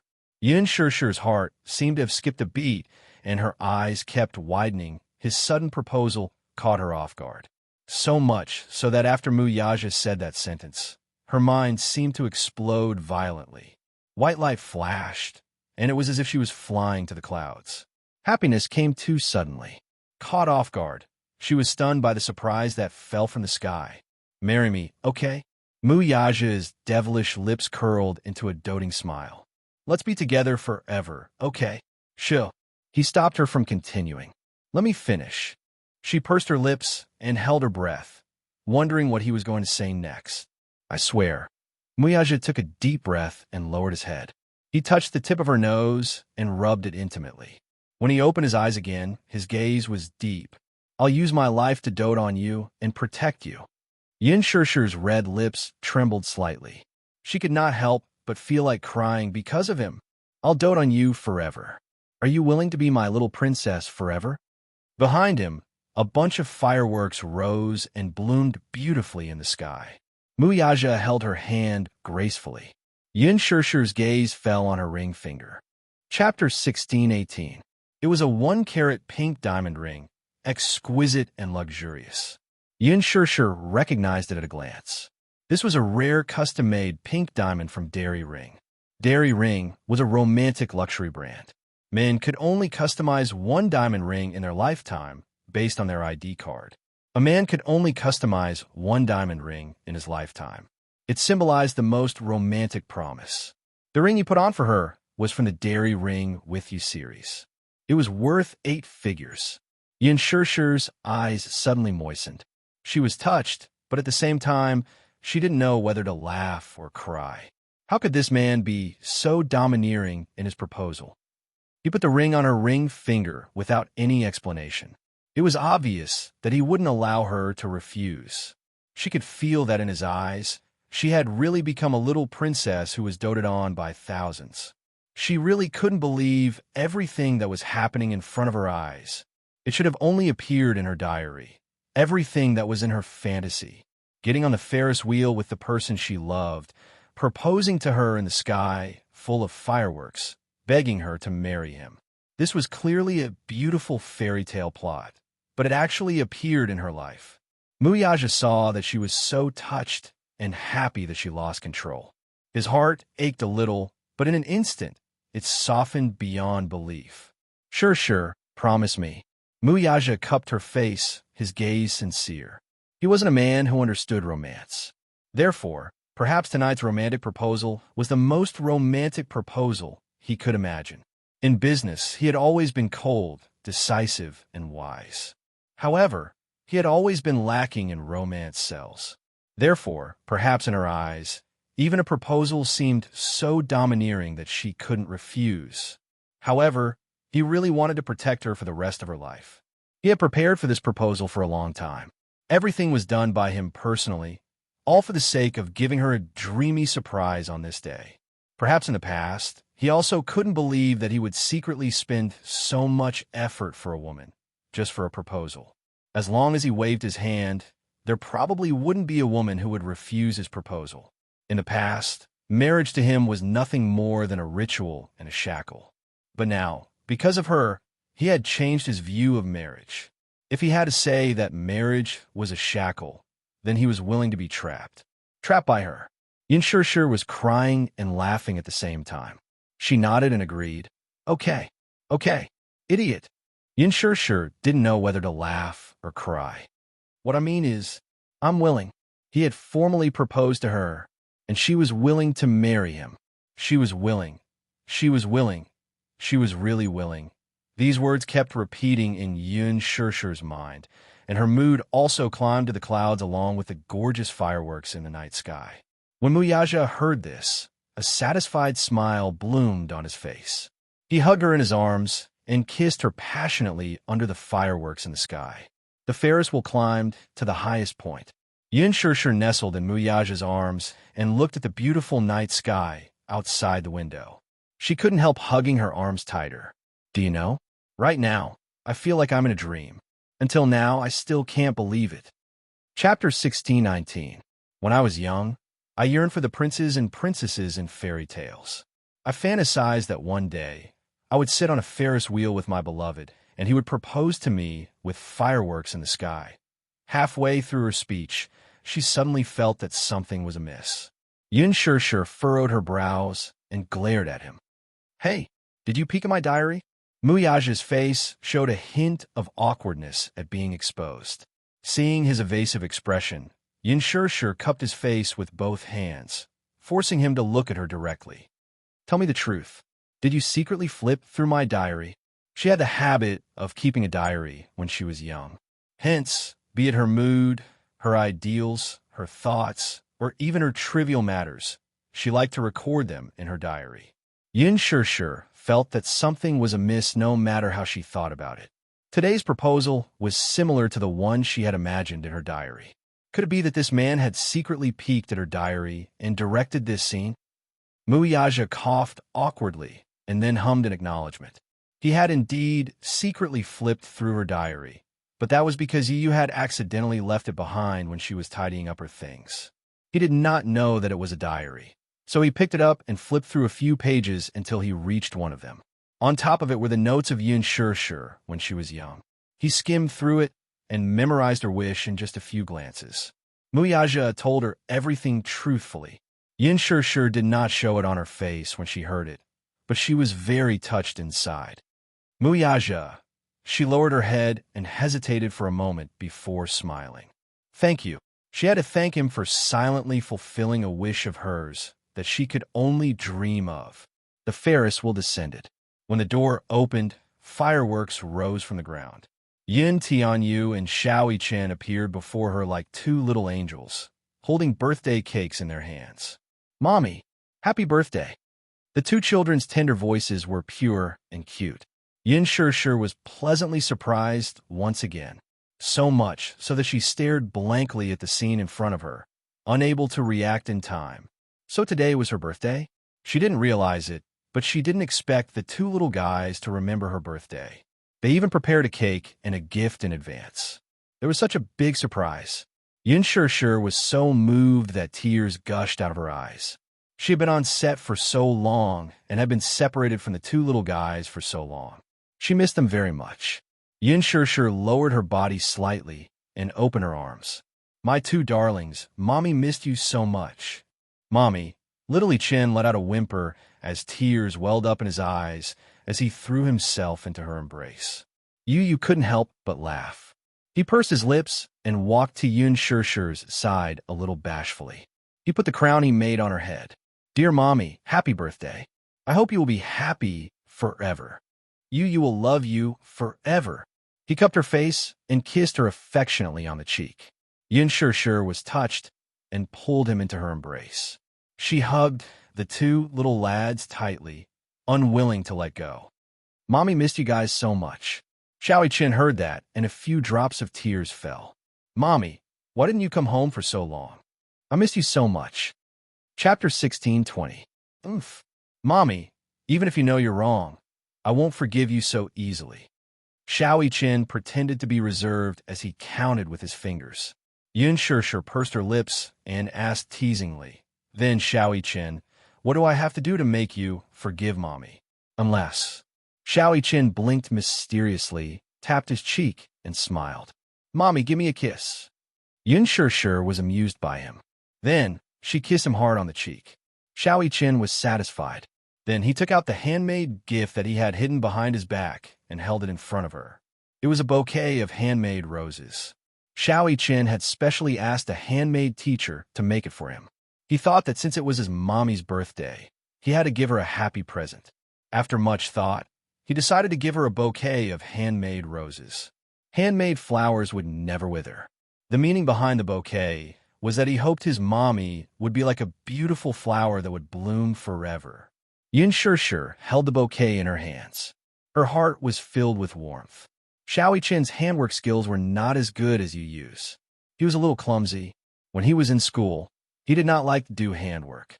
Hence, the handmade flowers were a little rough. However, it was obvious that he had put a lot of effort into it. Every edge was carefully trimmed and neat. The coloring was also very serious. Although there were not enough details, the overall product was very beautiful. Yin Shishir loved it very much. She looked at the flowers with a smile on her face. She felt a sense of satisfaction that she had never felt before. Xiao Chen asked nervously, Mommy, do you like the flowers I made? Of course I like them. Mommy really likes the gift you gave me. Really? Xiao Chen was instantly elated. He was so proud that he wanted to fly to the clouds. Mommy had praised his handwork. Mommy liked the flowers he made. His little tail was about to curl up into the sky.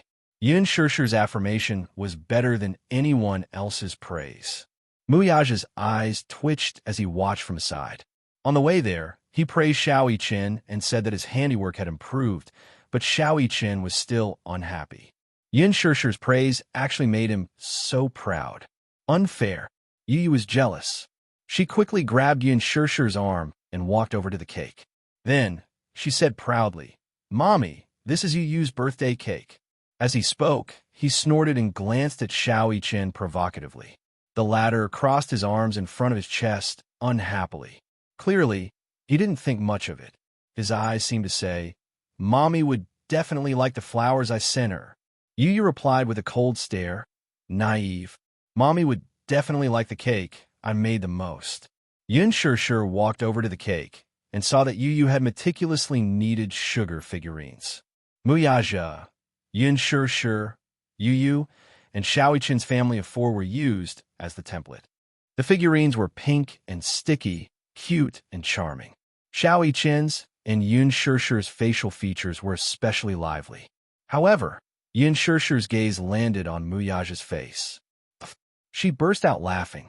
Not only was Muyaja's face fiercely pinched by Yu, but his mouth was also tilted to one side due to the accident when he was making the cake. Ha ha ha. The expression of the sugar figurines was so funny that Yun Shi couldn't help but burst out laughing. Muyaja walked over and took a look. His face darkened, and he rubbed his forehead with a headache. Chapter 16:21. Daddy, you really can't blame me for this. Yu explained innocently. Who asked Daddy to suddenly appear behind him when he was concentrating on making the cake, giving him a big fright. He was so frightened that he inadvertently drew his mouth crooked. Yun Shi laughed until tears rolled down her cheeks. Muyaja's sugar figurine's expression was so creepy that she couldn't stop laughing. Idiot, stop laughing. Muyaja felt a little embarrassed. The other three sugar figurines were so cute, but his sugar figurine had a fierce and dry expression. Most importantly, its mouth was crooked to one side. It was unbelievably ugly. He felt a little wronged. When he saw Yun Shi laughing again, he had the urge to hide the sugar figurine. However, he couldn't. Yu had painstakingly made this cake for her. Otherwise, he would have destroyed it long ago. Seeing that his mother was amused, Yu was also infected by her happy and joyful mood. His lips could not help but curl into a smile, and he actually laughed along with her. Shaoichen had secretly taken a look at the cake and Muyaja's ugly but cute sugar figurine. He had already laughed along the way. However, now that Yun Shi and Yu were laughing, he couldn't help but laugh too. The three of them laughed together. Muyaja's expression darkened. He glared at Yu warningly. Yu understood. He cleared his throat and coughed. He immediately stopped laughing and said to Yun Shi, Mommy, don't laugh anymore. Let's blow out the candles, okay?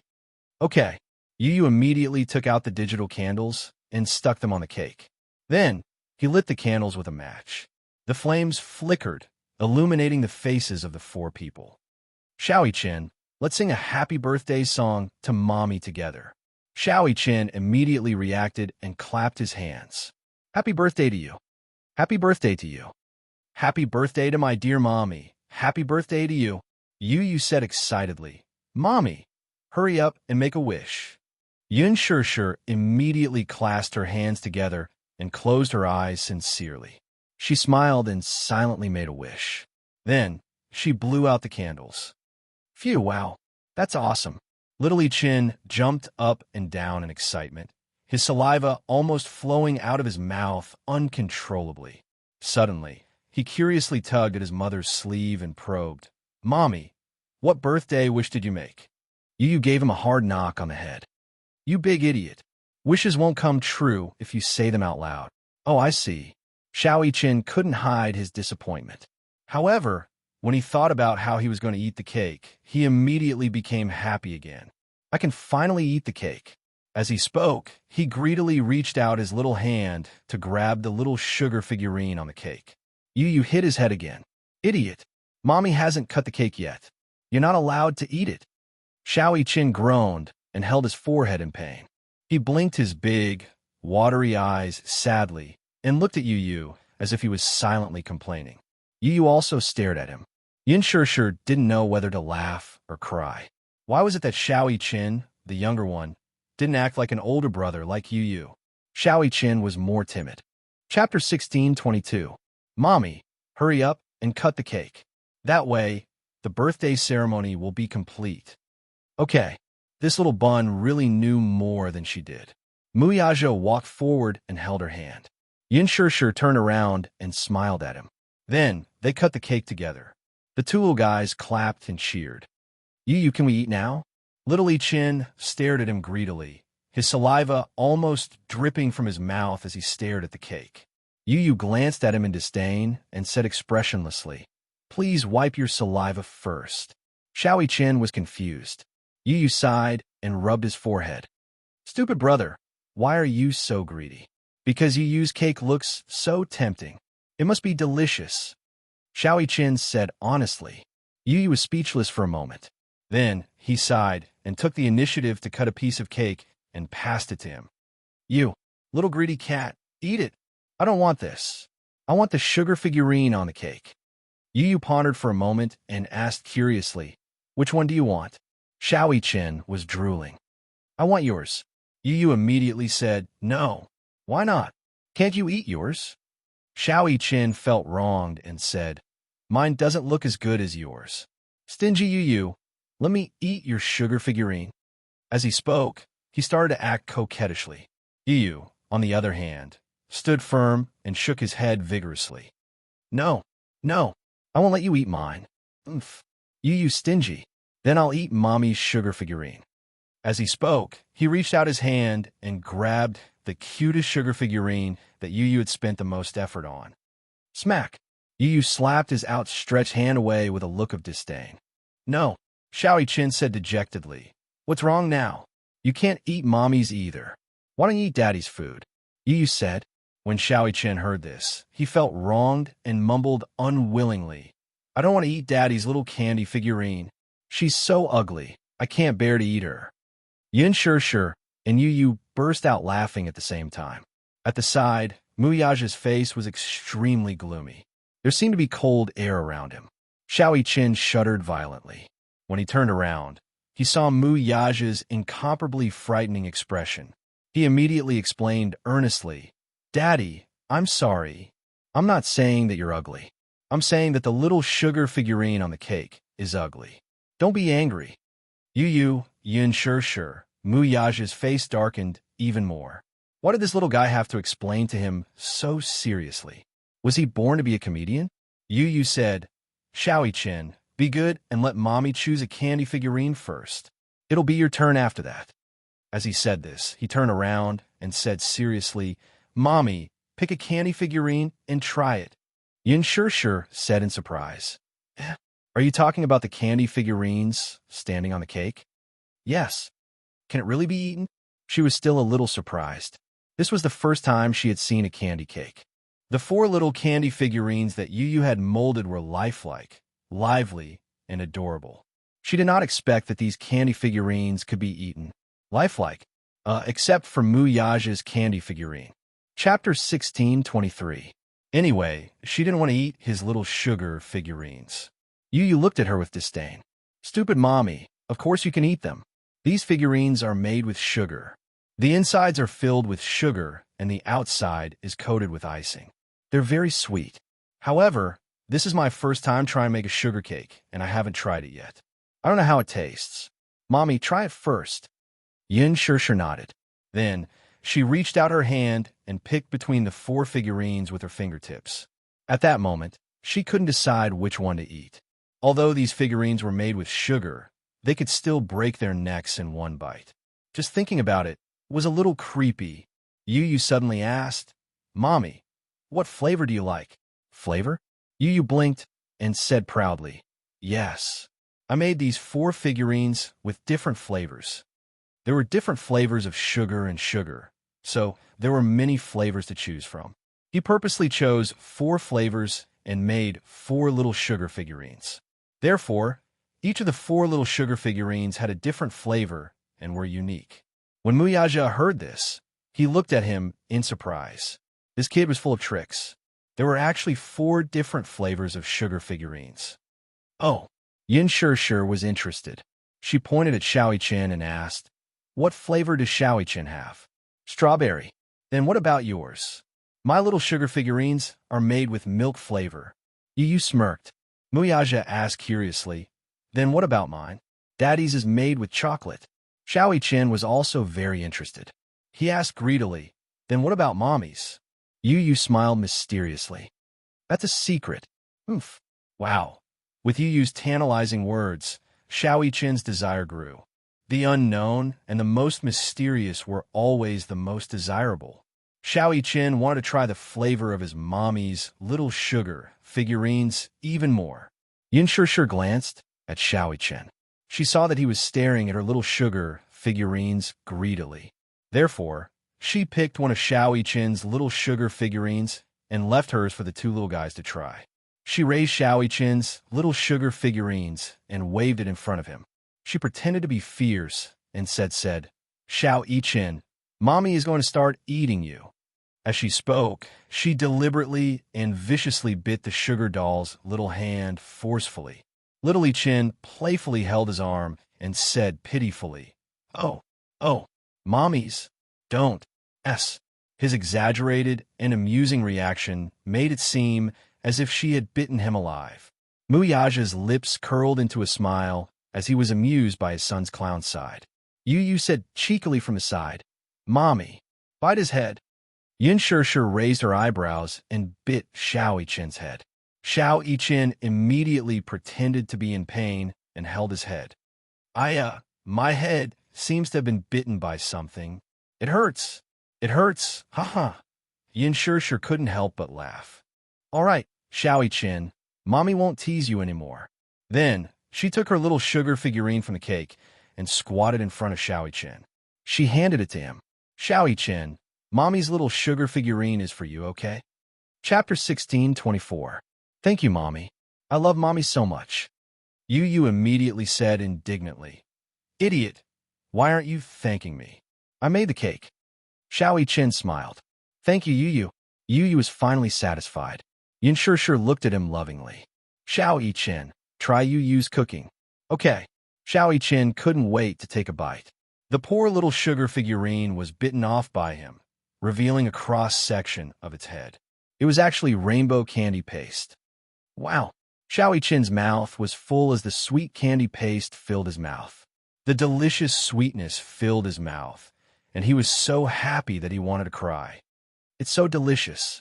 This is the most delicious cake I've ever eaten. Xiao Chen was pleasantly surprised.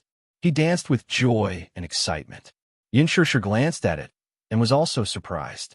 She didn't expect her little sugar figurine to be made with rainbow candy paste.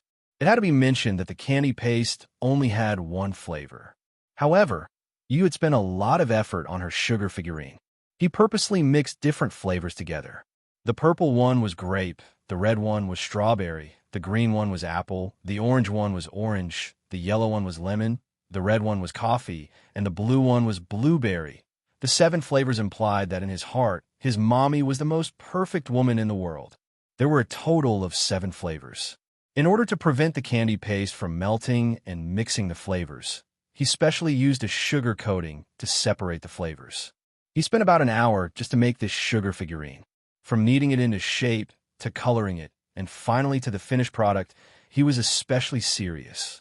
Yin Shishir was so touched. She knew very well how much time and energy it took to bake. In the past, when she had a personal activity in school, she had also tried to bake. However, she was clumsy and the biscuits she made were all burnt. Just by looking at this beautiful cake, Yin Shishir could imagine Yu standing on a stool in the kitchen with his head lowered, carefully kneading the cream in his hands, imagining her appearance as he carefully made the cake. A warm current seemed to flow into his heart. Today was really, what a pleasant surprise. This was probably the happiest birthday she had ever had in her life. Yin Shishir was satisfied. Xiao Chen raised the candy figurine to Yin Shishir's lips and said considerately, Mommy, this candy figurine made by Yu is so delicious. You should try it too. Yu is also looking forward to it. Mommy, try it and see how it tastes. Yes. Yin Shishir nodded and took a bite under the serious gazes of the 2 little munchkins. When the 7-colored candy paste entered her mouth, it instantly overflowed with sweetness, filling her mouth and teeth. The candy paste made by Yu is sweet, but not greasy, soft, but not sticky. It was just the right amount of sweetness, but it made one want to taste it again. Yin Shishir had never eaten such a delicious cake and was pleasantly surprised. It's so delicious. She said honestly, Yu, how did you come up with it? I bought a baking book and learned a little from it. After pausing for a moment, Yu said proudly, however, Mommy's candy figurine wasn't learned from the book. I created the rainbow candy paste myself. It's really great. Chapter 16:25. When Yu saw this, he was naturally happy. He could tell that his mommy was enjoying the birthday present that he had specially prepared for her. "Mommy, is it delicious?" "It's delicious." Xiao Chen was the first to reply. Yu glanced at him. "Umph, greedy little kitten, I didn't ask you." Yin Sure was delighted. She bent down and hugged him. Yu, the cake you made is delicious. Can you make it for Mommy next time?" "Mommy, you're a greedy little kitten too." Although Yu sounded arrogant, he couldn't hide the joy on his face. He licked his pink lips and asked bashfully, then, "Mommy, do you like the birthday present that Yu specially prepared for you?" "I like it," Yin Sure answered without hesitation. When Xiao Chen heard this, he leaned over and said, Mommy, then, do you like the birthday present that I made?" "I like it very much too." Yu and Xiao Chen looked at each other. The two little guys seemed to be fighting over this. Sparks flew in the air. The two squishy little balls looked at her and asked in unison, "Then whose present does Mommy like the most?" Yin Sure was stunned. She looked at the two children blinking their big, watery eyes at her. For a moment, she couldn't make a choice.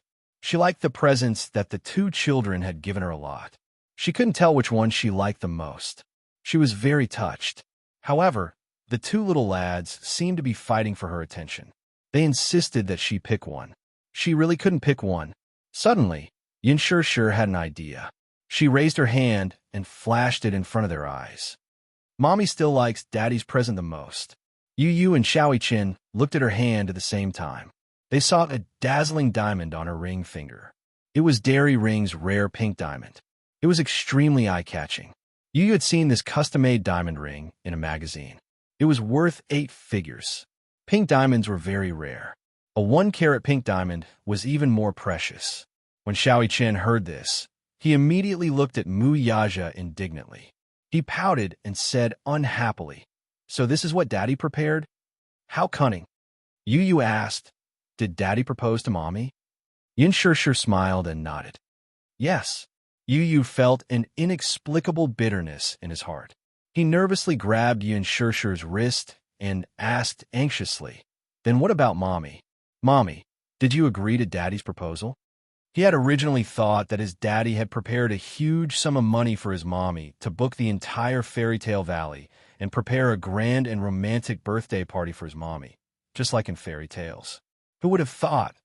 The real gift that Daddy had carefully prepared was actually a proposal.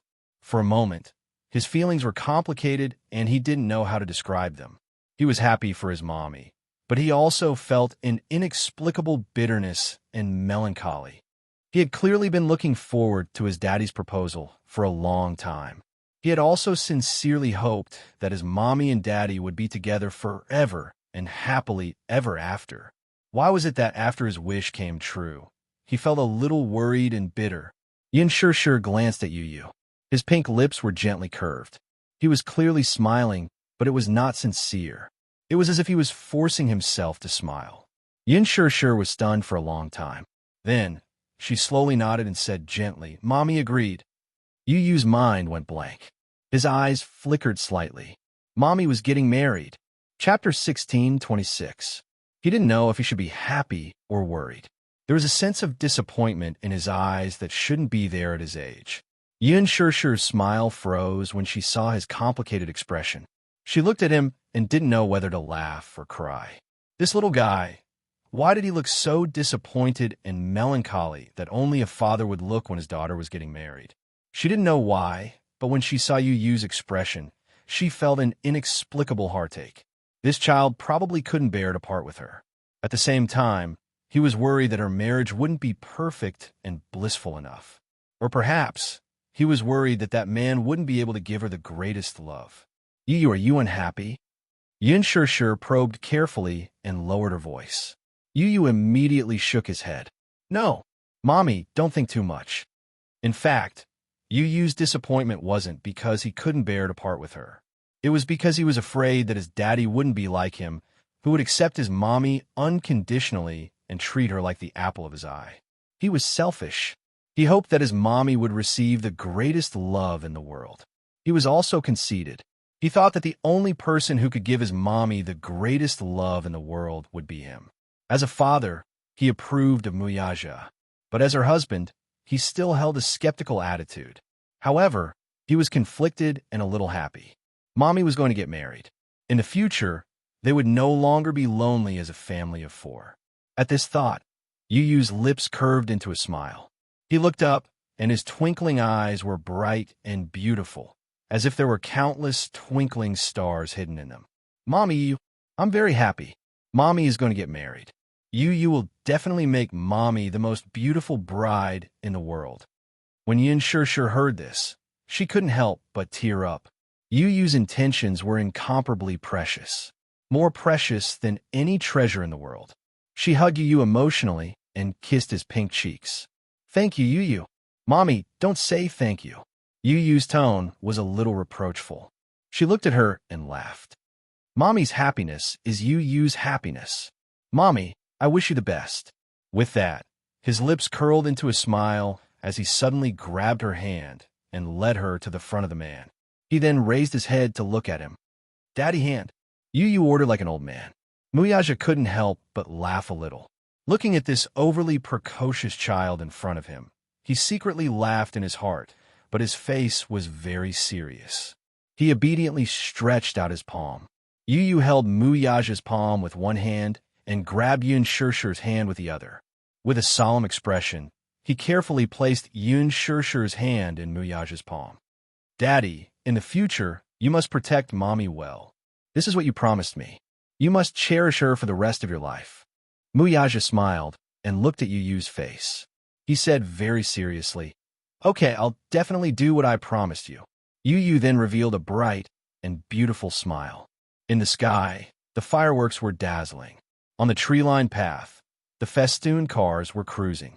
The crystal carriage stopped beside Yun Shir. Muyaja held her hand and got into the carriage. In the dreamy parade, they gradually left. Yu Yu silently watched the carriage leave, still in a daze for a long time. Chapter 16:27. He poked his head out and saw that Yu Yu's eyes were slightly wet. Xiao Qin smiled helplessly and his gaze softened. Yu Yu, don't worry. If Daddy dares to bully Mommy, I won't let him off. I'll let him have a taste of my demonic skills from the Special Forces in a minute. As he spoke, Xiao Qin waved his fist. Yu Yu was amused by his words. He couldn't help but tease him. Do you think Daddy is a pushover? Xiao Qin, forget it. You're still lacking in both intelligence and skills if you want to fight with Daddy. Hey, you. Xiao Qin wanted to comfort him, but he ended up being snubbed instead. His mood instantly soured. Yu Yu rubbed his eyes and said, Idiot, you're overthinking. I'm not worried that Mommy will be bullied. I'm just a little touched. Xiao Qin was even more surprised. You're touched. In his heart, Yu Yu had always been an extremely noble and cold existence. He was cunning and sharp-tongued, and he was extremely mature.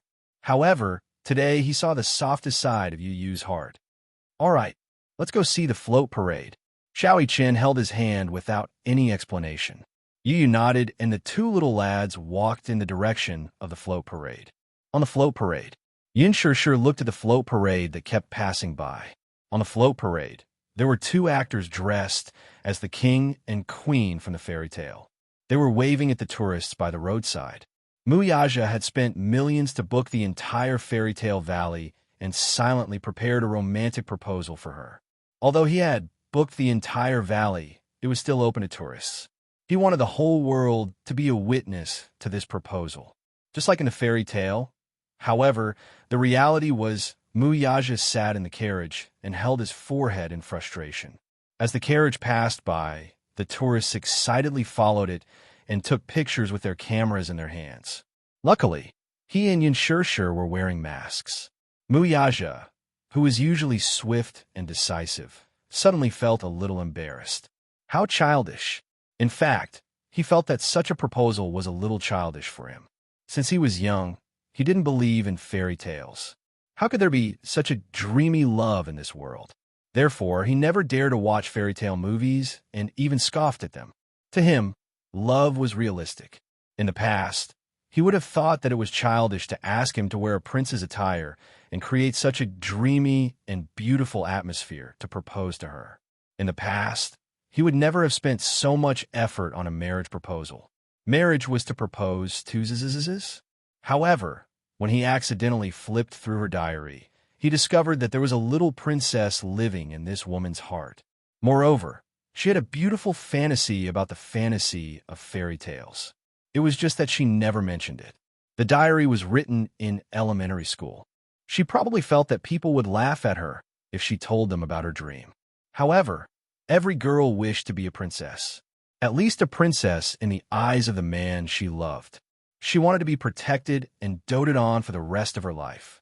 Therefore, he wanted to fulfill her dream of being a princess and give her a memorable and romantic proposal. Chapter 16:28. But, sigh, Muyaja sat in the carriage, his body tense. Yin Shirshir tilted her head to the side, not knowing whether to laugh or cry at this moment. She did not know whether to laugh or cry at the man's tense expression. Muyaja, do you feel embarrassed? She laughed and asked. It was indeed a little childish for such a noble and cold man to wear a prince's suit and sit in such a childish crystal carriage. Muyaja did not want to talk. Yin Shirshir held his hand. Did you prepare so much in secret to give me a surprise?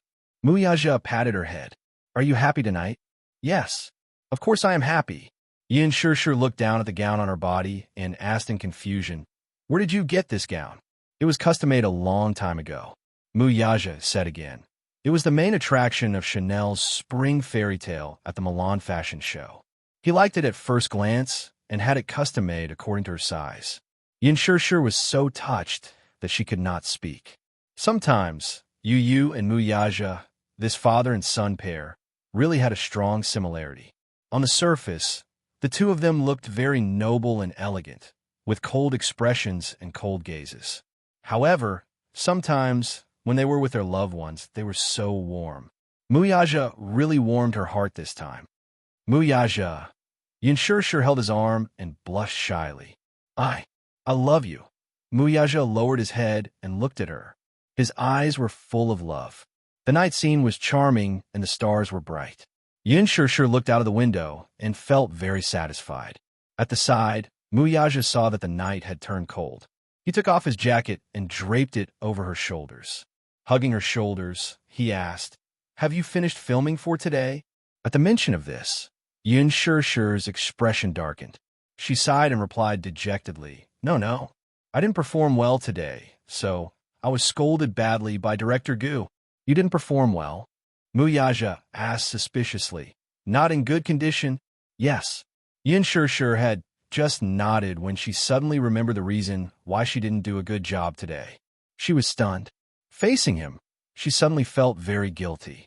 If Muyaja found out about what happened on set today and found out about Hua Jin, what would they think of her? Would he misunderstand that she was having an affair with another man? When she thought about how Muyaja had parachuted onto the set and coincidentally met Gu Xingze to revise with her, Yin Shirshir still felt an inexplicable lingering fear. She didn't want him to know about this. She was afraid that he would misunderstand. She didn't want him to misunderstand. But if she didn't say it, she would feel inexplicably guilty. Muyaja saw that she kept her head down and didn't know what she was thinking. Suddenly, he said in a deep voice, Shirshir, don't act anymore. Marry me and be my wife. I will take care of you. Yin Shirshir's expression suddenly froze. She lifted her head and looked at him in disbelief. I'm serious. Muyaja gazed into her eyes. Her bewilderment was reflected in his deep gaze. She'll let me finish. Chapter 16:29. He hugged her. His gaze was filled with longing, and his eyes were filled with longing. You don't know how much I missed you in the 2 weeks that you were not around. That one sentence made her heart race. His seductive voice whispered into her ear, and his warm breath blew on her cheek, causing her heart to feel a little itchy. It was just a simple sentence, but it was full of deep meaning. Yin Shirshir clenched her fists nervously. She was so embarrassed that her face and ears were red. She missed him too. However, other than filming, she spent most of her time memorizing the script. After filming started, there were some changes that needed to be made. Her character's lines had to be changed a lot. Hence, she spent a considerable amount of time memorizing the script. But she didn't want to. She had tried to ask Gu Xiaoyang for leave so that she could go home and spend time with her child and him. But her request was heartlessly rejected. Qinzhou had also advised her not to ask for leave so often when filming had just started. Otherwise, the rest of the crew would misunderstand that she was enjoying special privileges. There were many people in the crew. Anything she said would be especially sensitive. If she wasn't careful, she would attract a lot of criticism. Seeing that she didn't respond, Mu Yaja grabbed her chin unhappily and narrowed his eyes. Don't tell me that you're just going to let me stay in an empty room all by myself? Stay in an empty room all by himself? Uffed.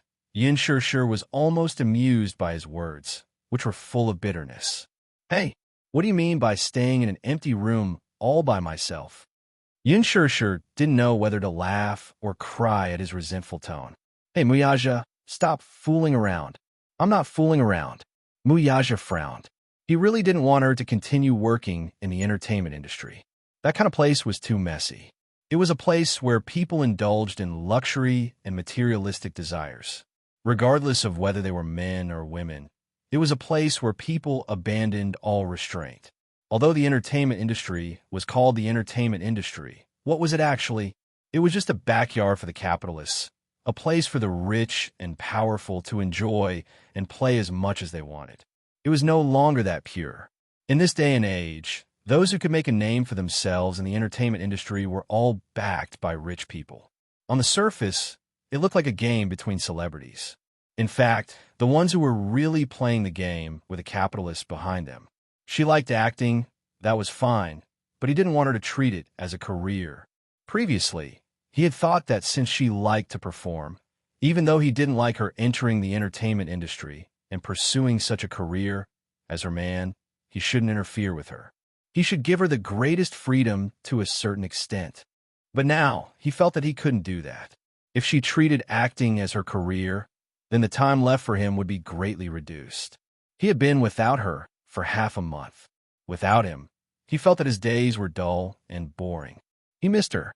No matter if it was his body or mind, he missed her crazily. He was beyond redemption. He missed the days when he hugged her to sleep. Now, whether he closed his eyes or opened them, the side of the bed was empty. The huge room gave people a feeling of desolation. In the past, when she was at home, he would always feel warm whenever he came home. But now, when he opened the door, he felt that the house was a little less lively. It was too cold. Chapter 16:30. Yin Shishir's heart skipped a beat. She actually saw an unconcealable loneliness on his face. It was only then that she suddenly realized. So, because of work, because of her neglect, he actually felt lonely.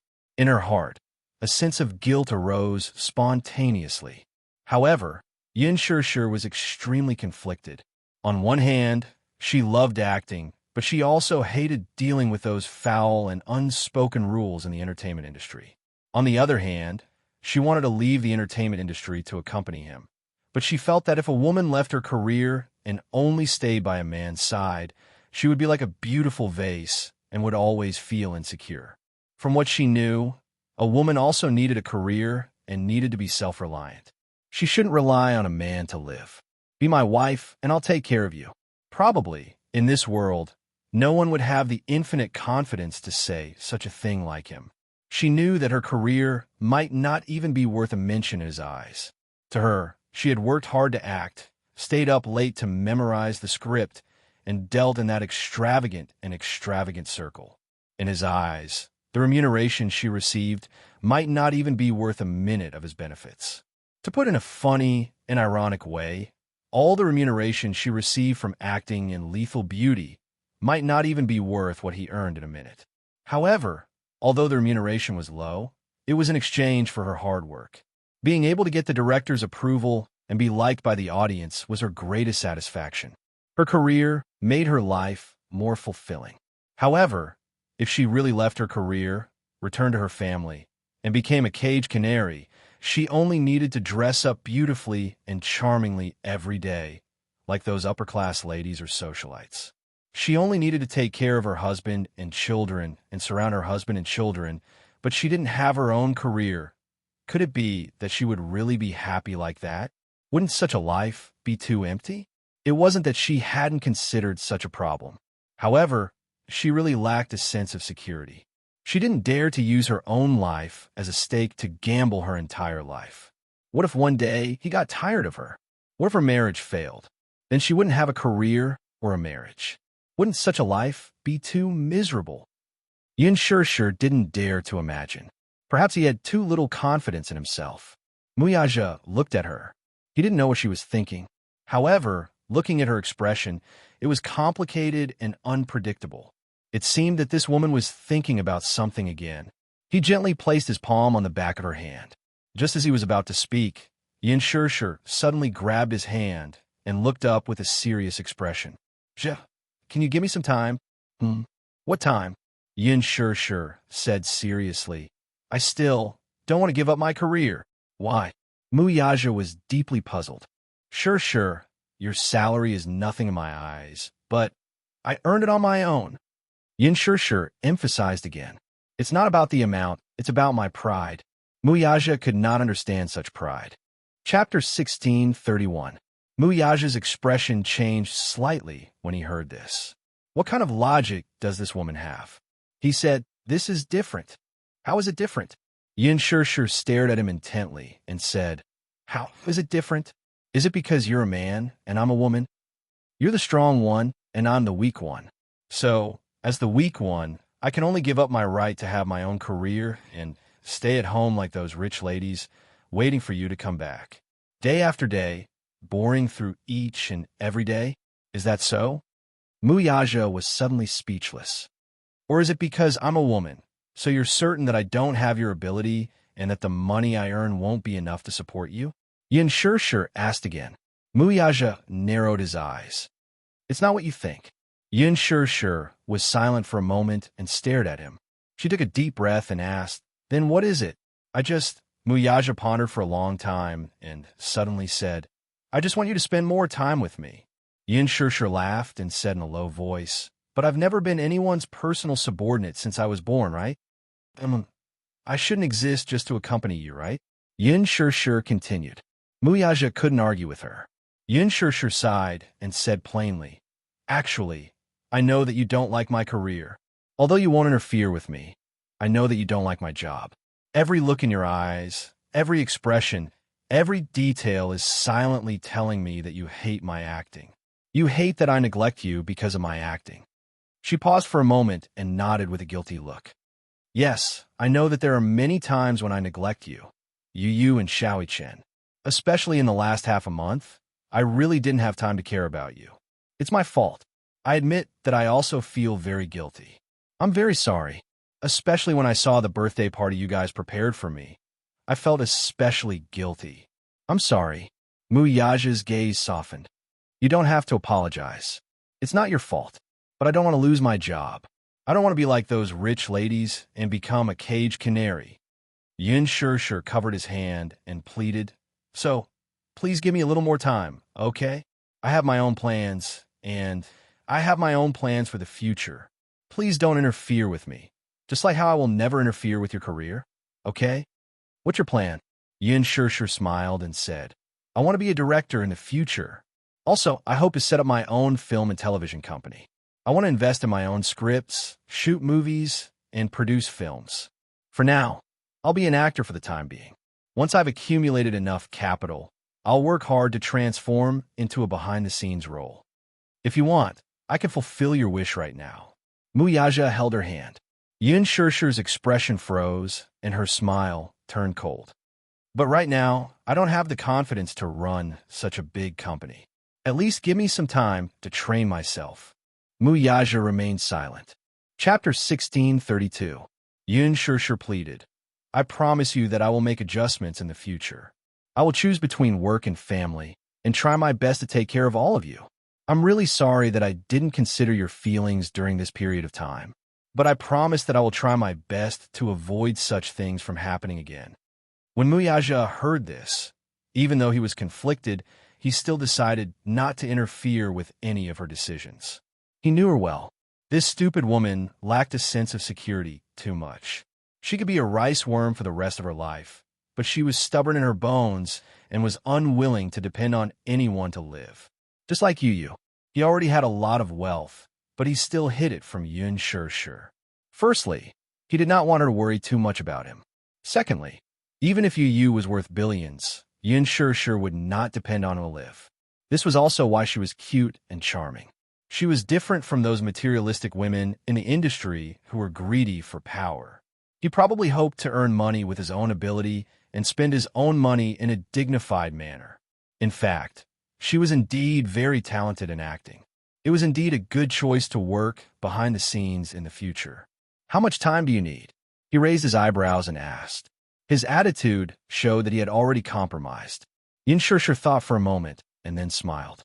Give me 5 years. 5 years was enough for him to accumulate experience.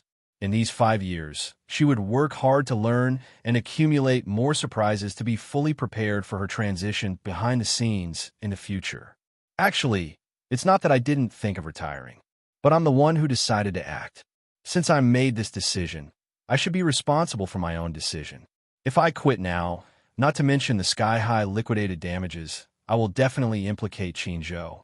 If I suddenly announce that I'm quitting the entertainment industry in the middle of filming, this would be a little too irresponsible. I know that I didn't have the chance to take care of my family for the past 2 weeks, and I feel very guilty. I thought about it and decided to ask Qinzhou to help me and the crew to try to take 2 days off every week to go home. After this film, I will only accept works that I like. I won't let my schedule be so full anymore. If he took a step back, she would also take a step back. Moreover, she was very sincere. She had always placed her family first. Before this, she never expected that after entering the entertainment industry, she would be so busy that she didn't even have time to take care of her family. She had originally planned to focus on her family after filming The Green Apple and occasionally take on a few projects that she was interested in. During this process, she would work hard to study screenwriting and directing. Between acting and directing, she was more interested in directing. When her abilities matured, perhaps she could also help him manage Huan Yu. She knew that it would be very tiring, but she was happy to be able to work hard with her own ability. However, she really couldn't do it if she had to rely on anyone to survive. After she finished speaking, she looked at him with some apprehension. She was afraid that he would object and that he would not understand. Muyaja frowned, but did not object in the end. He curled his thin lips and looked at her gently. He raised his hand and gently stroked her head with a doting smile. Good. I will wait for you. He gave her 5 years. These words gave Yun Shir great relief. Chapter 1633. Leaning on his shoulder, she said softly, Muyaja, thank you. Thank you for understanding my stubbornness. Thank you for understanding my decision. She leaned over, her soft and exquisite body pressing against his. Muyaja hugged her tightly, but purposely teased her. He lowered his head and kissed her red lips, asking back, How do you plan to thank me? Yin Shir looked up, only to see him looking at her with a bit of passion and anticipation. Yun Shir suddenly smiled, her bright eyes reflecting the gorgeous fireworks in the sky. Her smile was like a flower. Amidst the fireworks in the sky, she took the initiative to hook her arms around his neck. Her beautiful face leaned closer to him, and then her sweet red lips gently pressed against his thin lips that were cold from the cold wind. The kiss deepened, gentle and charming. The crystal horse carriage drove through the romantic cherry blossom avenue. The passers-by looked up and saw an indescribably beautiful woman kissing a handsome man in the carriage. They all exclaimed in amazement, Oh my God! Quick, look at the horse carriage. It's so romantic. I heard that Fairy Tale Valley has been booked by someone today, decorating it dreamily for the proposal ceremony, and it's open to tourists for free. Let the tourists witness it. Don't tell me it's the 2 people in the horse carriage. The woman is so beautiful, and the man is so handsome. Oh my God, they're so compatible. Under the witness of the crowd, under the beautiful and gorgeous fireworks, Yin Shir hugged him, kissed him, and used the most intimate way to respond to him. Muyaja could not help but wrap his arms around her slim waist. His sexy lips curled into a slight smile. He was obviously very satisfied with her initiative. This kiss continued all the way to the main gate, and he was still reluctant to part.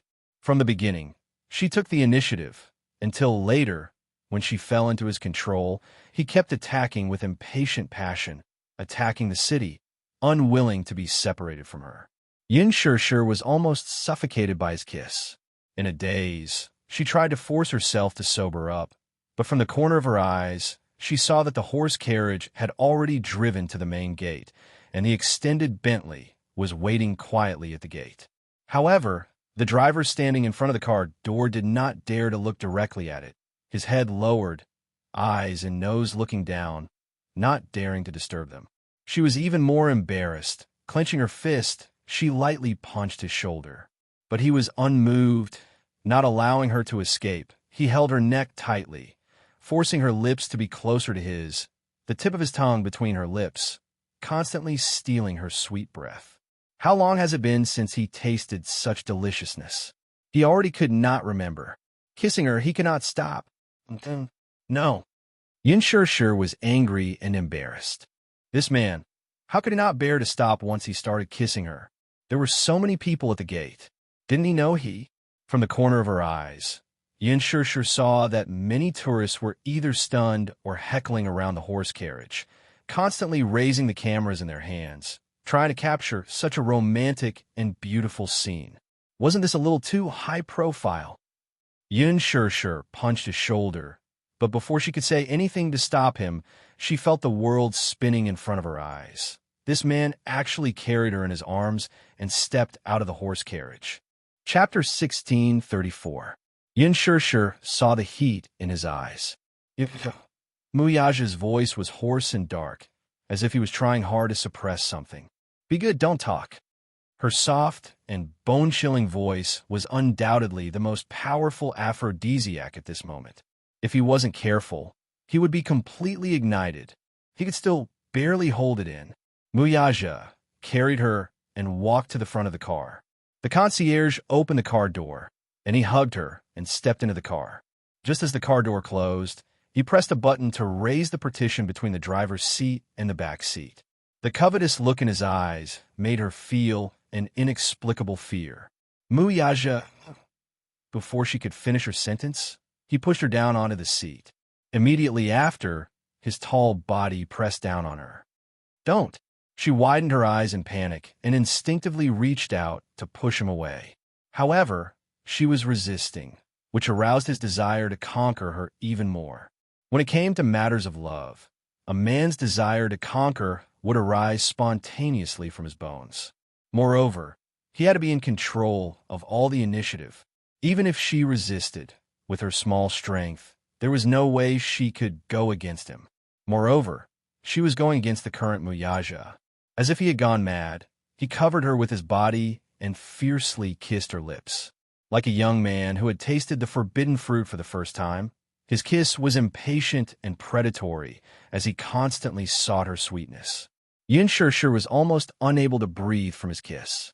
She pushed his chest, but the man's heavy body was like Mount Tai, attacking her like a mountain toppling over. No matter how hard she tried, she still couldn't move an inch.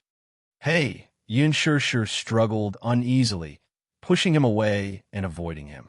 Muyaja suddenly pressed on her shoulders and opened his handsome eyes. She suddenly looked up and met his deep and endless eyes.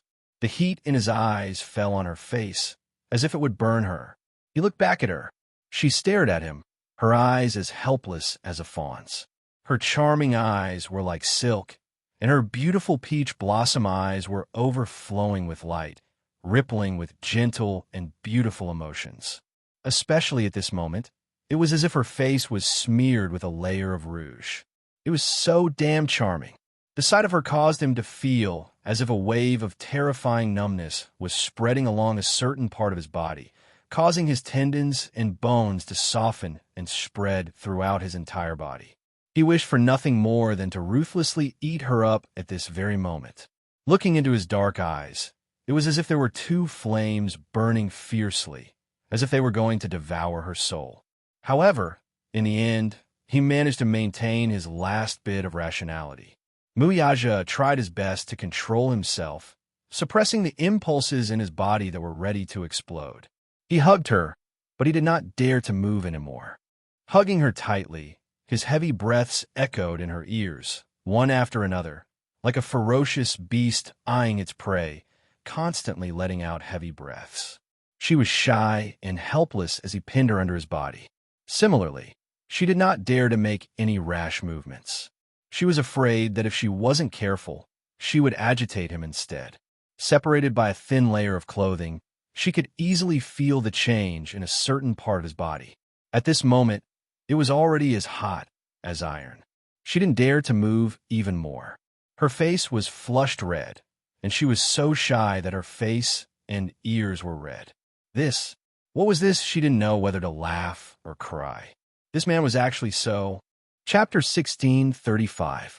Muyaja hugged her even tighter. Every minute and second felt like an eternity of torture. His tense body was screaming, and the fire in his body was raging. Every second he endured, his breathing became heavier. Who knew what he was enduring? Enduring wasn't his style. If it were in the past, he would have wanted to skin her alive and integrate her into his bones and blood. However, he was afraid of scaring her.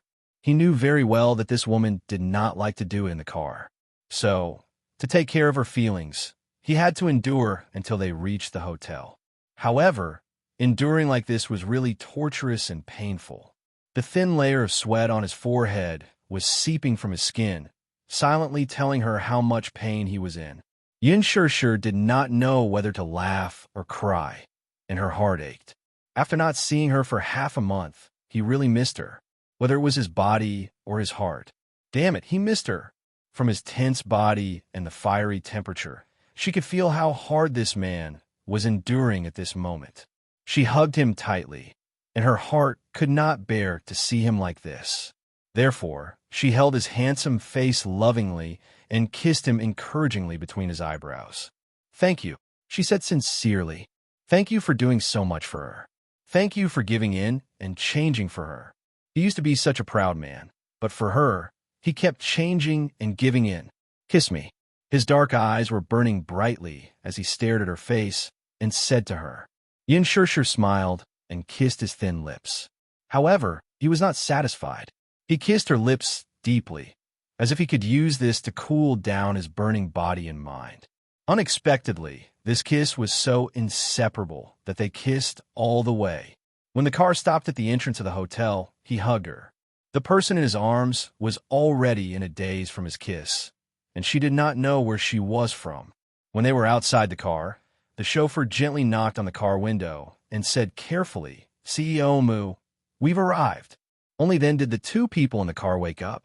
He left her lips, only to see her face in a daze. Her face was tender and naive, but it made her even more charming. She, on the other hand, fell a little dizzy from his kiss. When she left his lips, her eyes were slightly narrowed and the world was spinning in front of her eyes. His kissing skills were improving day by day, and in front of him, she was like a pitiful newbie. She was still a little inexperienced and was controlled by him, allowing him to dominate her. He couldn't help but smile as he lightly patted her face. "We're here, little fool." Yin Shishir was still in a daze. She opened her eyes and looked around. When she pulled open the curtains, she realized that the car had stopped. She asked dizzily, "Where is this?" "Hotel." Just as he finished speaking, before she could regain her senses, he pulled her into his arms and got out of the car. She let out a soft ah. At the entrance of the hotel, rows of waiters stood respectfully. Under everyone's gaze, he carried her in his arms and walked through the door grandly. Once again, Yin Shishir was so embarrassed that her face was burning red. Why was this man so high profile? Couldn't he keep a lower profile? If other people saw him carrying her like this, what would they think? She gently hit his shoulders and said softly, "Hey, can you put me down? I can walk on my own." Chapter 1636. He loved her dearly. Seeing her in a daze, her body limp and weak without any energy, how could she walk? But if Yin Shishir knew what the man was thinking at that moment, she would roll her eyes again. Heavens, Just how precious was she in his heart? He couldn't even bear to walk a few steps. Sometimes, it really wasn't an exaggeration. In front of this man, her pair of legs were just like decorations. They were purely for looks and had no practical use at all. But if he could do that, Muyaja was willing to carry her like this all the time. He couldn't wait for her to grow on his body. If Yin knew what he was thinking, she would probably not know whether to laugh or cry. He carried her and got out of the car. As if he didn't see the embarrassment on her face, he hugged her and strode towards the hotel with big steps. When the 2 rows of concierges saw him, they all lowered their heads and bowed in unison. All of them kept their heads down and didn't dare to look up. With the concierge leading the way, he carried her into the elevator. Under many requests, he finally put her down. However, she didn't know if it was because she had been pressed down by him for a long time, but the moment her feet touched the ground, she went limp and almost fell to the ground. She managed to support him and barely managed to stand firm. The man looked at her, but there was a hint of playfulness in his eyes. He stretched out his long arm and wrapped it around her slender waist. His strong arm firmly supported her and lifted her body up a little. The elevator door slowly closed. At that moment, only the 2 of them were left in the narrow space. The quieter the space, the clearer the sound of the man's covetous breathing could be heard. It was heavy and deep, rising and falling one after another. It was obvious that he had endured to the point where he was on the verge of exploding. Yin held onto his arm and could clearly feel his tense muscles. She didn't know why, but she inexplicably felt her legs go limp. Her face and ears were red as she thought about how this man had suppressed himself for so long. She didn't know what kind of storm she would have to face next. Because of that, she felt a little uneasy and didn't know what to do. The hotel building was 30 stories high. The suite he booked was on the 28th floor. The floor numbers jumped and the elevator continued to climb. At the same time, the temperature in the elevator also rose. Yin sensed that his body was getting hotter and hotter, and she silently wanted to hide to the side. However, he immediately noticed her subtle movement and abruptly grabbed her waist. He snorted, "What are you hiding for? I want to eat you." Would it eat her up? She couldn't help but question his words. This man was truly a monster. It was as if he had an inexhaustible amount of energy, and he never felt tired at all. How could he be so powerful? She had heard that most men would only be able to last one night in bed before they would be exhausted. However, this man only needed to recharge his energy for a short period of time, take a shower, and change into a suit. Then, he would return to his work in high spirits with the demeanor of an elite of the empire. Wasn't he tired? Or was he born with great physical strength? According to her observation, this was under the condition that he was conservative. Every time he still had some reservations in bed, she was already being tormented to the point where she was about to fall apart. If he didn't hold back, what would happen? Chapter 1637. Yin couldn't control herself from letting her imagination run wild. When she came back to her senses, she clenched her fists tightly. She was secretly annoyed at herself for thinking of such a dirty question. On one hand, she forced herself to stop thinking about it. On the other hand, she was extremely curious about this man's physical potential. Was he too strong, or was she too weak? This was a problem.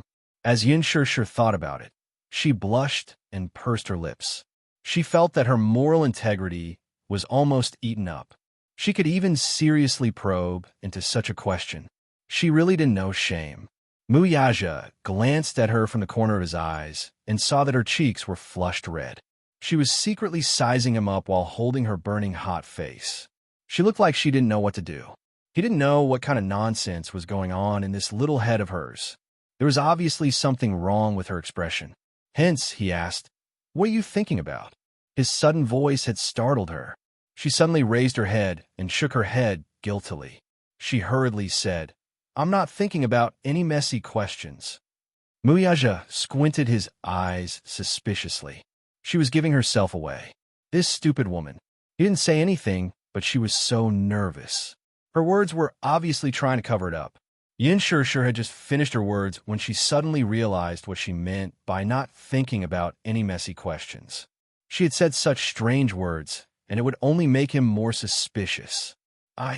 She was so embarrassed that she was about to die. She was as childish and ridiculous as a child. Perhaps it was because she wasn't a match for this man. She had never been good at hiding her thoughts. If there was anything, she didn't know how to hide it properly. Hence, she had become a joke to him. He suddenly closed in on her and wrapped his arms tightly around her waist. Step by step, he pressed on. Tell me honestly, what kind of nonsense are you thinking about? I'm really not thinking about any nonsense. The more Yin Shirshir said, the less confident she was. Even she wouldn't believe what she said. As for this man, his skills were so much higher than hers. Obviously, he wouldn't believe what she said. Hence, he leaned over slightly and got closer to her face. Sticking close to her ear, he said seductively, "Say it. Otherwise, I'll do you right now." His words were obviously laced with danger. Yin Shirshir suddenly looked up and met his threatening eyes. She flew into a rage out of humiliation. I didn't just say that." Muyaja smiled like an experienced hunter. His elegance and calmness were akin to that of a prey trapped in the palm of his hand. Moreover, he was full of interest. Yin Shirshir got even angrier. However, under his threat, she lowered her head and said unwillingly, "Nothing much. I'm just curious about one thing. That's all." "What?" She took a deep breath. "You never seem to get tired." Muyaja was stunned. Suddenly, he was amused by her serious look. He immediately guessed what she was secretly probing. "What are you laughing at? You little fool. You're too weak." The elevator door opened. He took her hand and strode into the room. He walked so fast that she stumbled behind him, unable to keep up. Muyaja. Chapter 1638. Don't. The door wasn't closed yet. However, what she got in return was the man's kiss. It was as if at this moment, the emotions that had been suppressed for a long time had finally been released. For the past half a month, including the journey from Fairy Tale Valley to the hotel, he had been trying his best to restrain himself so that at this moment, he would not hold back at all. He lowered his head, pressed down on her shoulders, and kissed her deeply. The ferocious and predatory energy was comparable to when they were in the car just now. In fact, it was even more ferocious. Even though she repeatedly cried out in surprise, she could not resist him. He pressed his lips against hers and swallowed all of her resistance and rejection into his stomach. Previously, to take care of her, he had tolerated himself. However, now that they were here, it was the world where he could do whatever he wanted. He did not need to care about those trivial matters, and he did not need to suffer anymore. Now, he only needed to think about how to properly taste her goodness. In an instant, he had filtered out more than 10 positions in his mind. Just as his fingertips touched her skin, he felt a burning sensation and kissed her fiercely. In the past half a month, he had missed her so much that he had missed her so much. He was also surprised that he could actually control himself and not fly to the set to look for her. This woman had a unique charm. Once he had tasted her, he would never forget her. No matter what, he would always be able to recall her sweetness. In this world, other than her, there was probably no other woman who could be so compatible with him. As he kissed her, it was as if he was reminded of the time when he had her. That carefree and unrestrained feeling was still vivid in his mind. When he touched her, it was as if he was bewitched and could not get rid of it. Door. As Yin Shirshir struggled, she tried her best to remind him that he seemed to have something that he had not done. However, Muyaja was a little impatient. His long arms stretched out, and with a click, the door was successfully closed as she wished. When she saw this, she heaved a sigh of relief. In the next second, she was lifted into the air. He actually reached out, and his strong arm held her up steadily. At this moment, she was facing him with her back against the entryway, but her whole body was lifted into the air by him. "Look at me." Muyaja reached out a hand and grabbed her chin, forcing her to look at him. "Look at me." Yin Shirshir looked at him, and her gaze froze. "Stupid woman, you should concentrate now." He was a little dissatisfied that she was distracted by unimportant things. so there was some displeasure in his eyes. All of your time tonight belongs to me. After saying that, he steadied her and withdrew from her. The emotions that he had been suppressing for a long time were already clamoring to the extreme. With a ferocious ferocity, he practically charged straight into her. He didn't give her any room to breathe. He pressed her down and took her for himself. Ferocious, he was as ferocious as a wild beast. He wanted her. He wanted her. He wanted her. He wanted her. He wanted her. He wanted her. Even though she was prepared for it, she was still frightened by such a shocking impact. After he was done, he panted heavily and hugged her, not willing to let go. Holding her in his arms, he walked to the living room, sat on the sofa, and continued what he had yet to enjoy. Chapter 1639.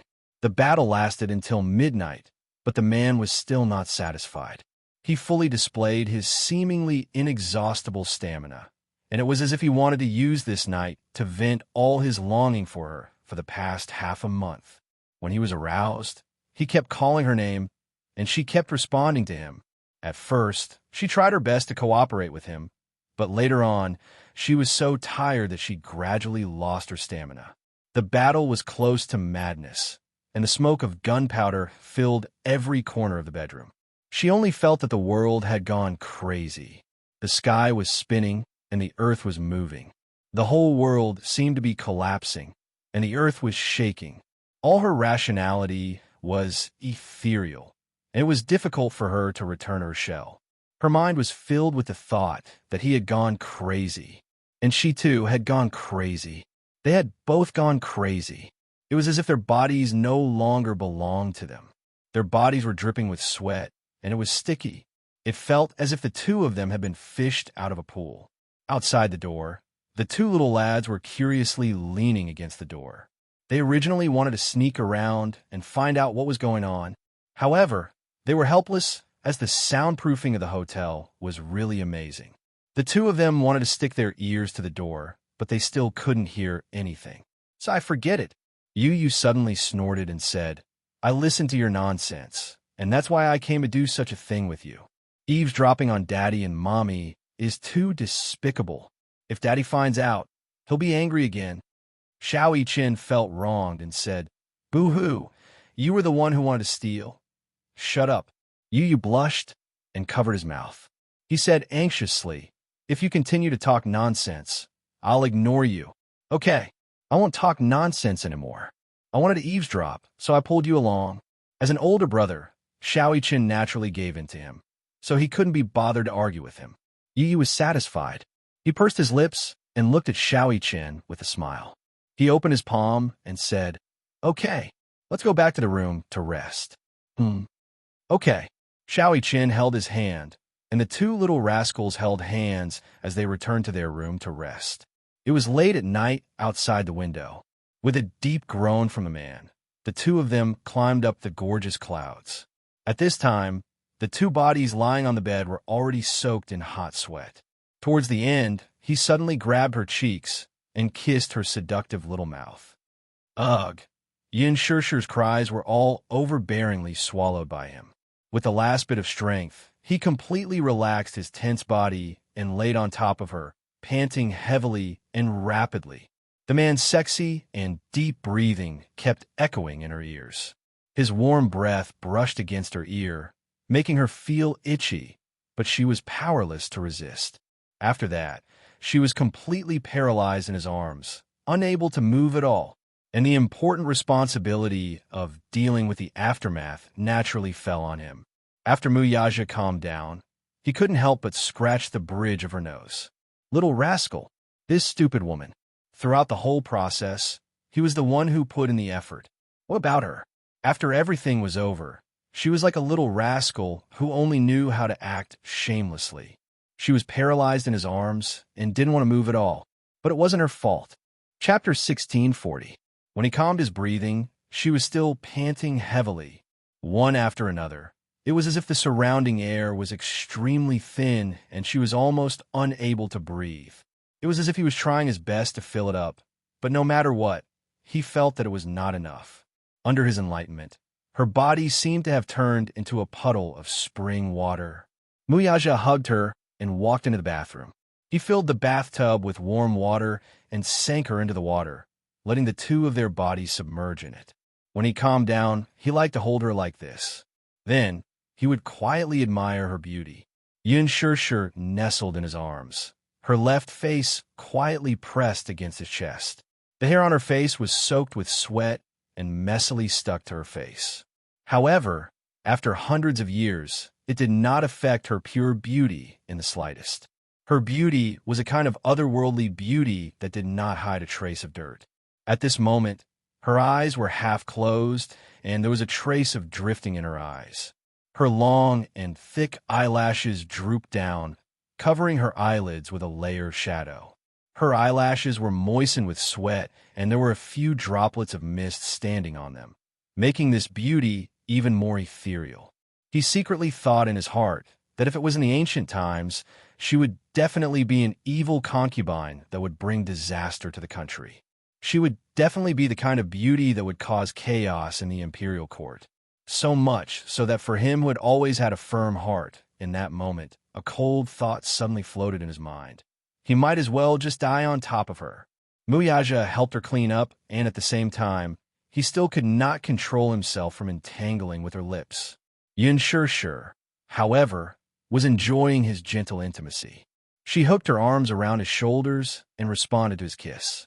Occasionally, she would stick out the tip of her tongue and poke him.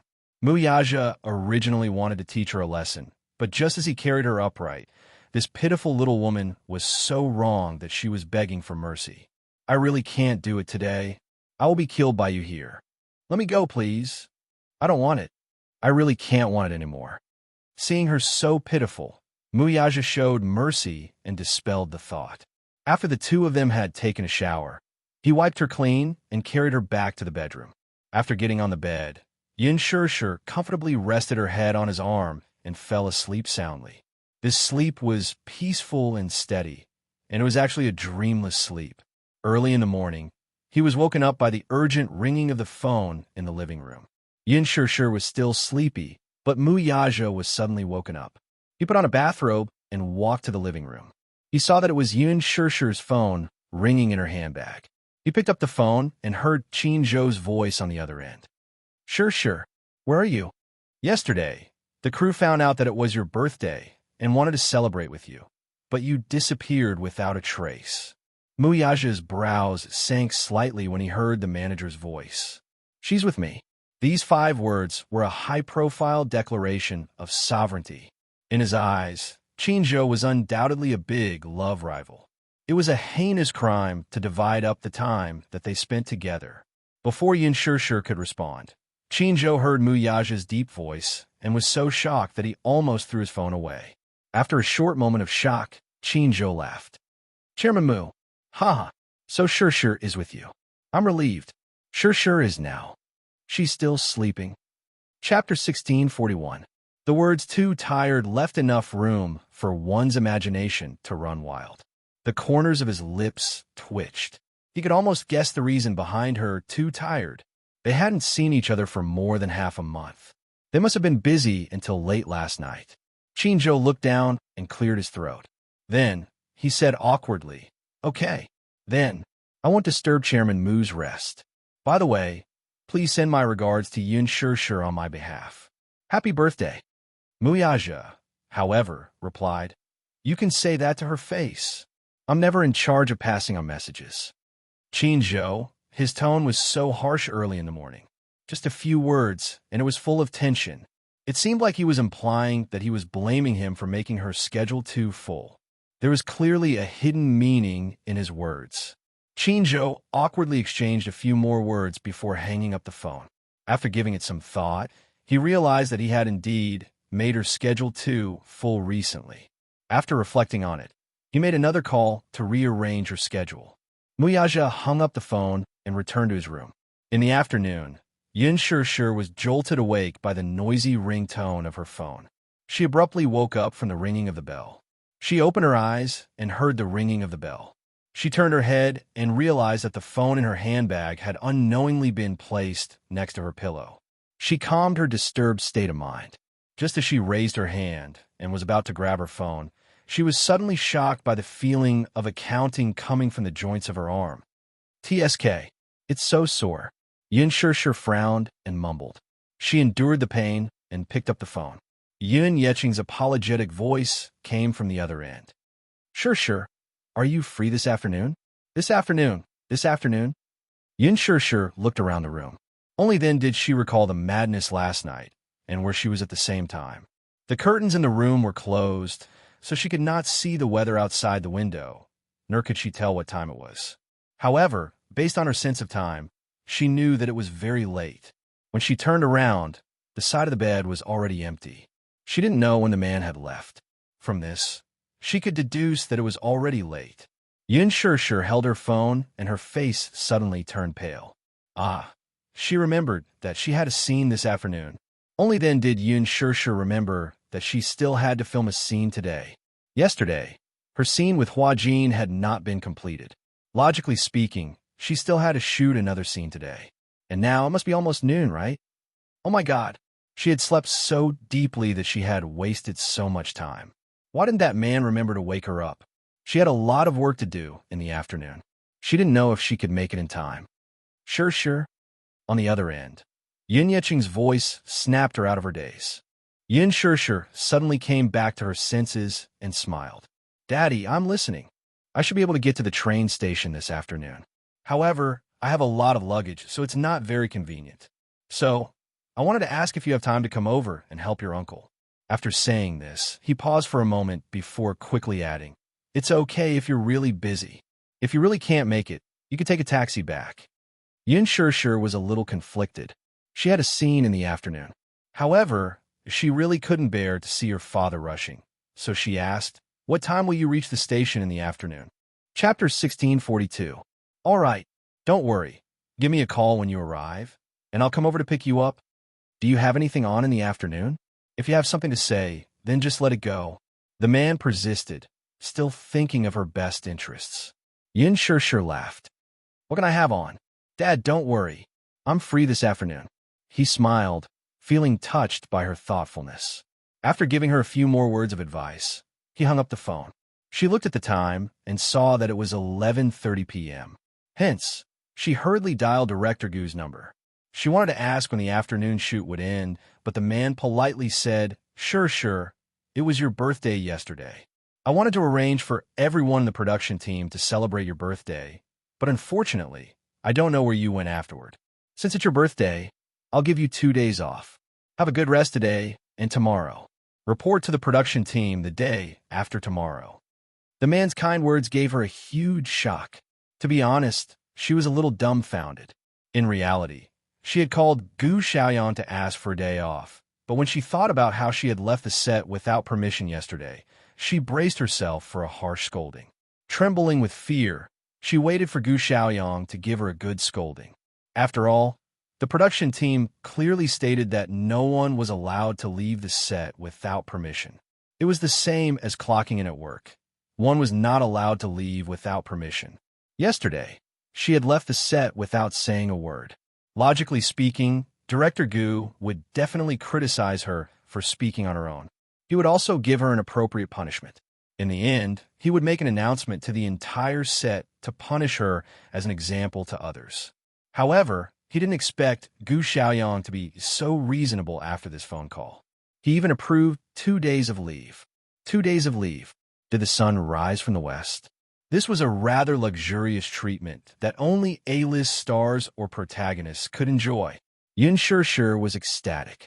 Although she had an unfinished scene and felt a little uncomfortable with the unfinished work hanging there, these few days were indeed too tiring for her. She needed time to rest properly.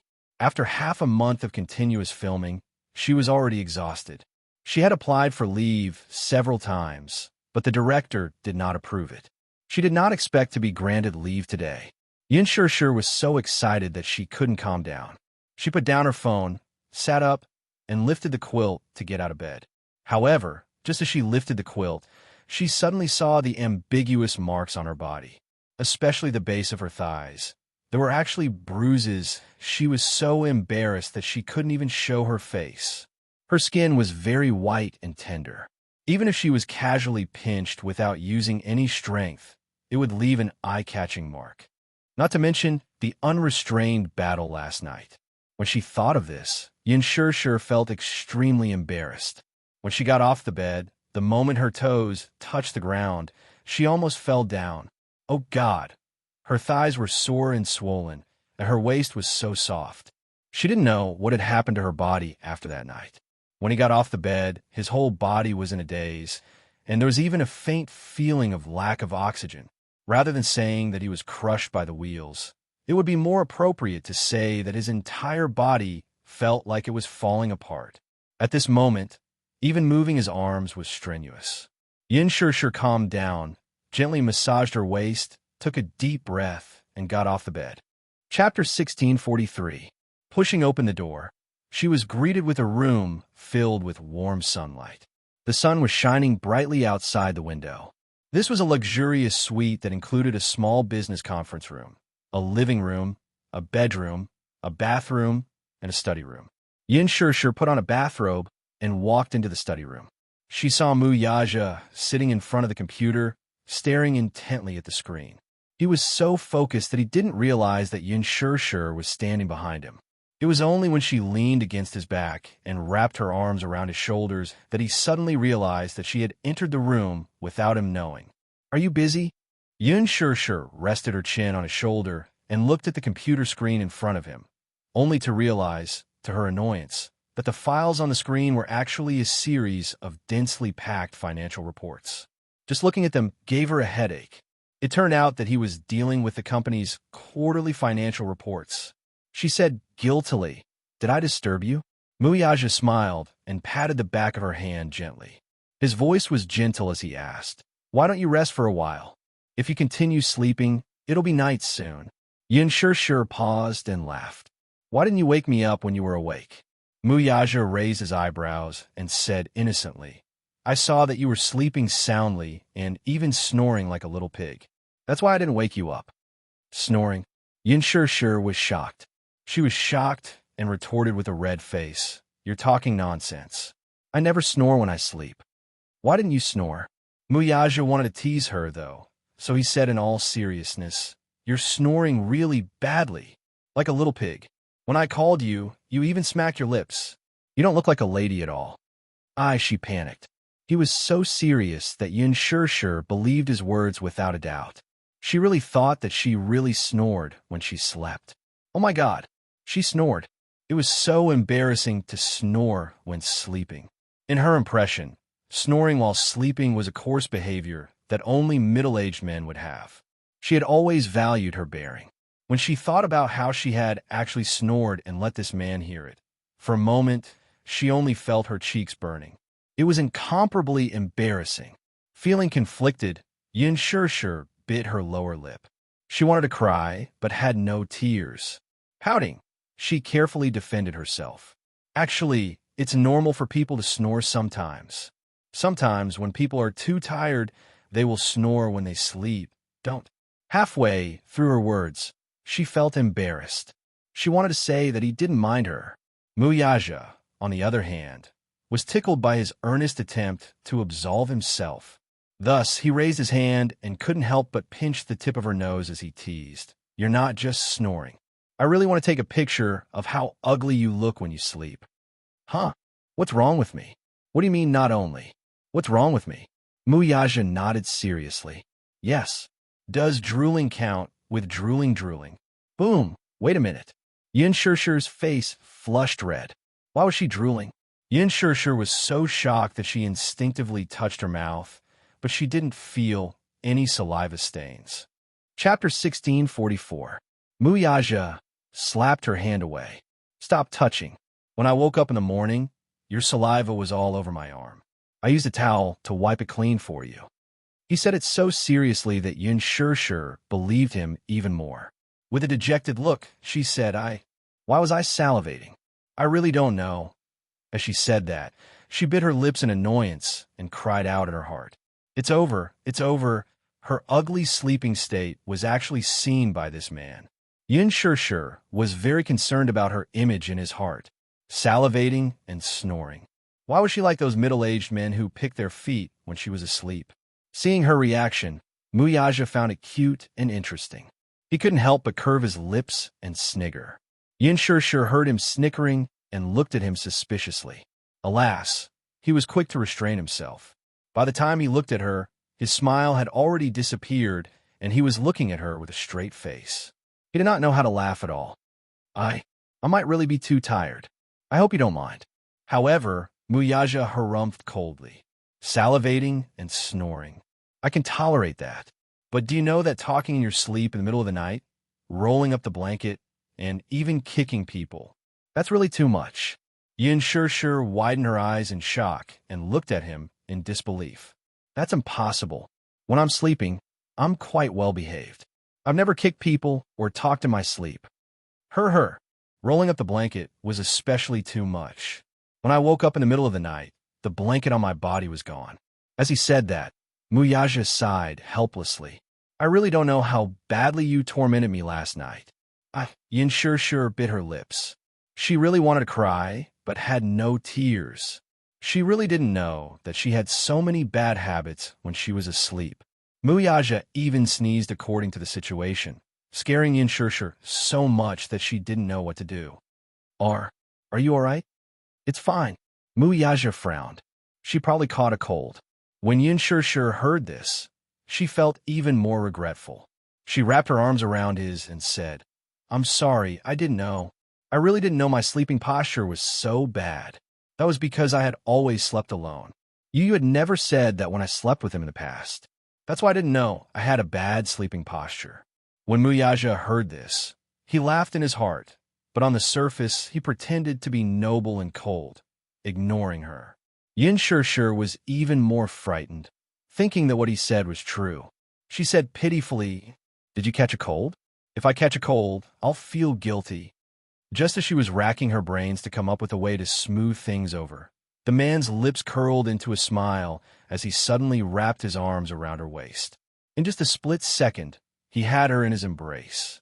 Lowering his head to look at her, he lovingly planted a kiss on her cheek. Her, little idiot, no matter how bad your sleeping posture is, I like it. Yin Shishir was stunned. Looking at the playful look in his eyes, she suddenly reacted. Pointing at him, she complained, You weren't teasing me just now, were you? You just realized? Muyaja moved his face closer to hers. The playful smile in his eyes had a tinge of naughtiness as their noses touched. I like to tease you. He liked to see her flustered and helpless, like an anxious little bunny. Chapter 1645. This was probably one of the few disgusting interests that he could enjoy. Yin Shishir punched him hard, but even though she used a lot of strength, it did not hurt him at all. He could not help but laugh. To him, this little fellow's strength was not worth mentioning at all. Muyaja, why are you so bad? You actually lied to me and said that my sleeping posture was bad. Hey, do you know that I almost believed you? Yin Shishir felt extremely wronged. She had actually been so stupid to believe his words and even seriously consider how to explain herself. But she did not expect that he was just teasing her. She was extremely unhappy. Why did she feel so stupid and gullible? Was it fun to tease her? Muyaja rubbed the tip of her nose and asked gently, Why are you getting out of bed now? I saw that you were so tired yesterday. Why don't you rest for a while more? His words fell into her ears, but they were extremely ambiguous. Seeing that she was so tired, his words made her recall the crazy scene from last night, and her face became even hotter. She pushed him away and stood up from his body. She was afraid that he would see her blushing face and tease her again. So she walked to the bedside and pushed the window open slightly to let the breeze in from outside to cool down her burning face a little. Muyaja sat on the chair and turned around. He found it funny and said, What's the matter? Feeling shy? No way. Yin Shishir turned around and glared at him. Stop teasing me, okay? He smiled and nodded, restraining himself a little. He knew that this stupid woman was especially thin-skinned. Some jokes should be stopped when appropriate. If they went overboard, even a rabbit would bite when anxious. Yin Shishir suddenly asked, Are you free this afternoon? Yes. Muyaja replied. Actually, he still had a few cases to deal with in the afternoon. However, one of the standards of being a wife slave was that whenever she asked if he was free or if he had time, it meant that she had something to do. Therefore, even if he had something to do, he had to answer yes. If he couldn't finish the case, he could leave it for tomorrow. He wasn't in a hurry anyway. She was number one. If Yin knew about this, she would definitely be touched to death. However, as a man, he would definitely want to save face. He couldn't let her know that he had rejected several cases for her. If she found out, she might secretly feel proud of herself.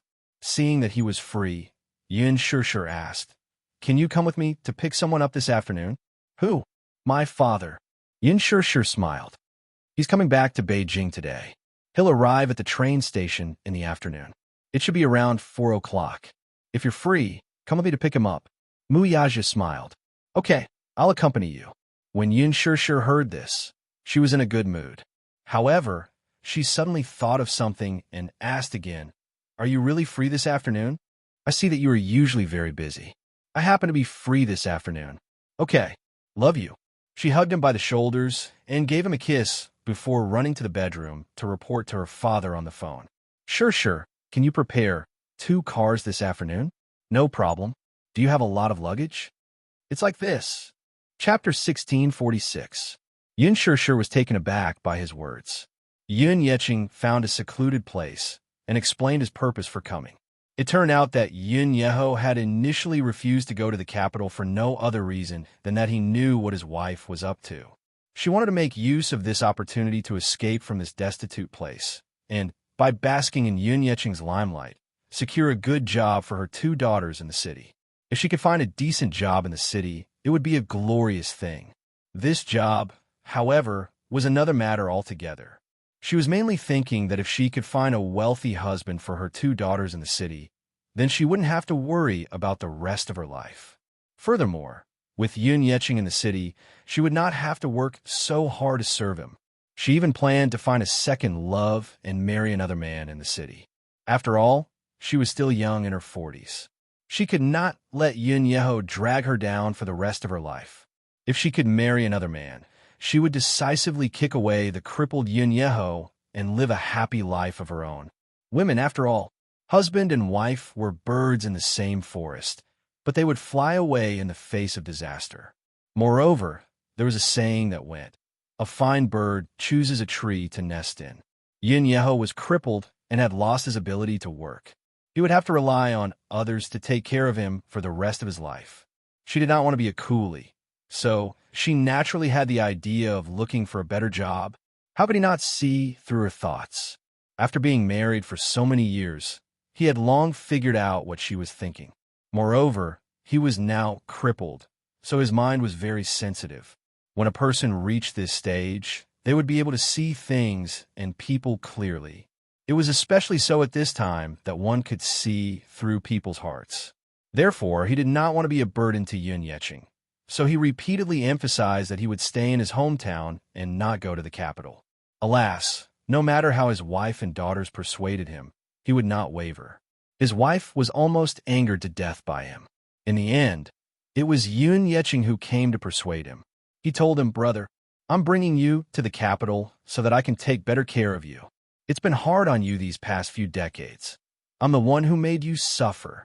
You don't have to worry about whether going to Shangjing will bring me any burden or trouble. This isn't something you should be worried about. Moreover, you're my younger brother. This is what I should do. Don't tell me you want me to leave you at home and watch you suffer. How can I, as your older brother, stand by and watch?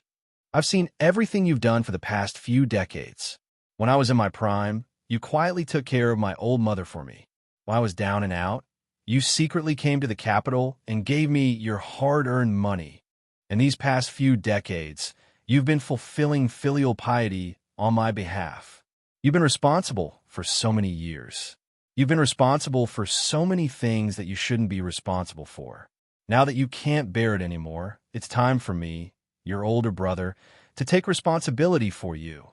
Mother is no longer here, and you are one of the few things I care about in this world. Come with me to the capital and let me take good care of you. Now that life is better, and Sure is also working hard, I have nothing to worry about other than you. Chapter 1647. Oh, don't say such things. In any case, I've already made up my mind to bring you back to the capital. You don't have to throw a tantrum. Just listen to my arrangements. Yin Yeho was touched by this, but he could not say anything about it. Now that Yun Yecheng was bringing Yun Yeho to the capital, his troublesome wife and 2 daughters would, of course, follow suit. As a result, Xiang Yu and her 2 daughters had packed their bags and followed him excitedly to the capital to enjoy life. As mentioned earlier, when Yun Yeho was young, he worked at a construction site and earned enough money to build a new house in his hometown. After building the new house, he married his wife and gave birth to a pair of daughters. What happened in the end? Although they were not rich at first, they still led a stable life. Man proposes, God disposes. Yin Yeho got injured while working and became half paralyzed. With his pillar of support collapsing, the burden of living naturally fell on his wife's shoulders. She had a seriously ill mother-in-law and a half-paralyzed husband at home. Logically speaking, if he got injured at the construction site, it would be considered a work injury and he should be compensated. Alas, the contractor ran away with the workers' hard-earned money and could not be found. Not to mention compensation, he did not even get a single cent of his salary. As a result, he could only enjoy some subsidies from the village and rely on the few acres of farmland at home for his income. His wife was willing to work hard without complaint at first, but as time passed, she began to complain. Others were gradually leading better lives, but what about her? It was bad enough that her husband was useless, but he even became half-paralyzed while working at the construction site. Was this not equivalent to living as a widow? Not to mention earning money. She could not even live a normal life as a married couple. Although she had 2 daughters, she was not even 40 years old. She was at the age when she needed to live a life as a married couple. Now that she was half-paralyzed, she was practically a widow. This was even better. During the day, she had a farm outside, and when she returned, she had to take care of a seriously ill mother-in-law. Yun Yeho, who was bedridden, also needed to be taken care of. Gradually, her complaints increased. As a woman, she was also bullied outside. After all, the only man in the family had collapsed, so the villagers looked down on her and often made things difficult for her. At this time, one of her daughters failed to enter university, so she sent her to work at the factory. As for the other, she was more promising and managed to enter university. In the end, when she found the passbook at home, she found that the money in it had disappeared without a trace. With the passbook in hand, Xiang Yu went to Yun Yeho's sickbed and questioned him about the whereabouts of his money. Yun Yeho's mind at first. Later on, Xiang Yu threw a tantrum at home, smashing pots and bowls, which alarmed her 2 daughters. It was only then that Yun Yeho stuttered and explained that when Yun Yecheng's family was in dire straits a year or 2 ago, he had secretly given him a sum of money to tide him over when he went to the capital to visit his relatives. How could his wife let it go when she heard that? She began to pester him to ask Yun Yecheng for the money back. Yun Yeho refused. First, it was because he would lose face. The money had already been given out, so how could he ask for it back?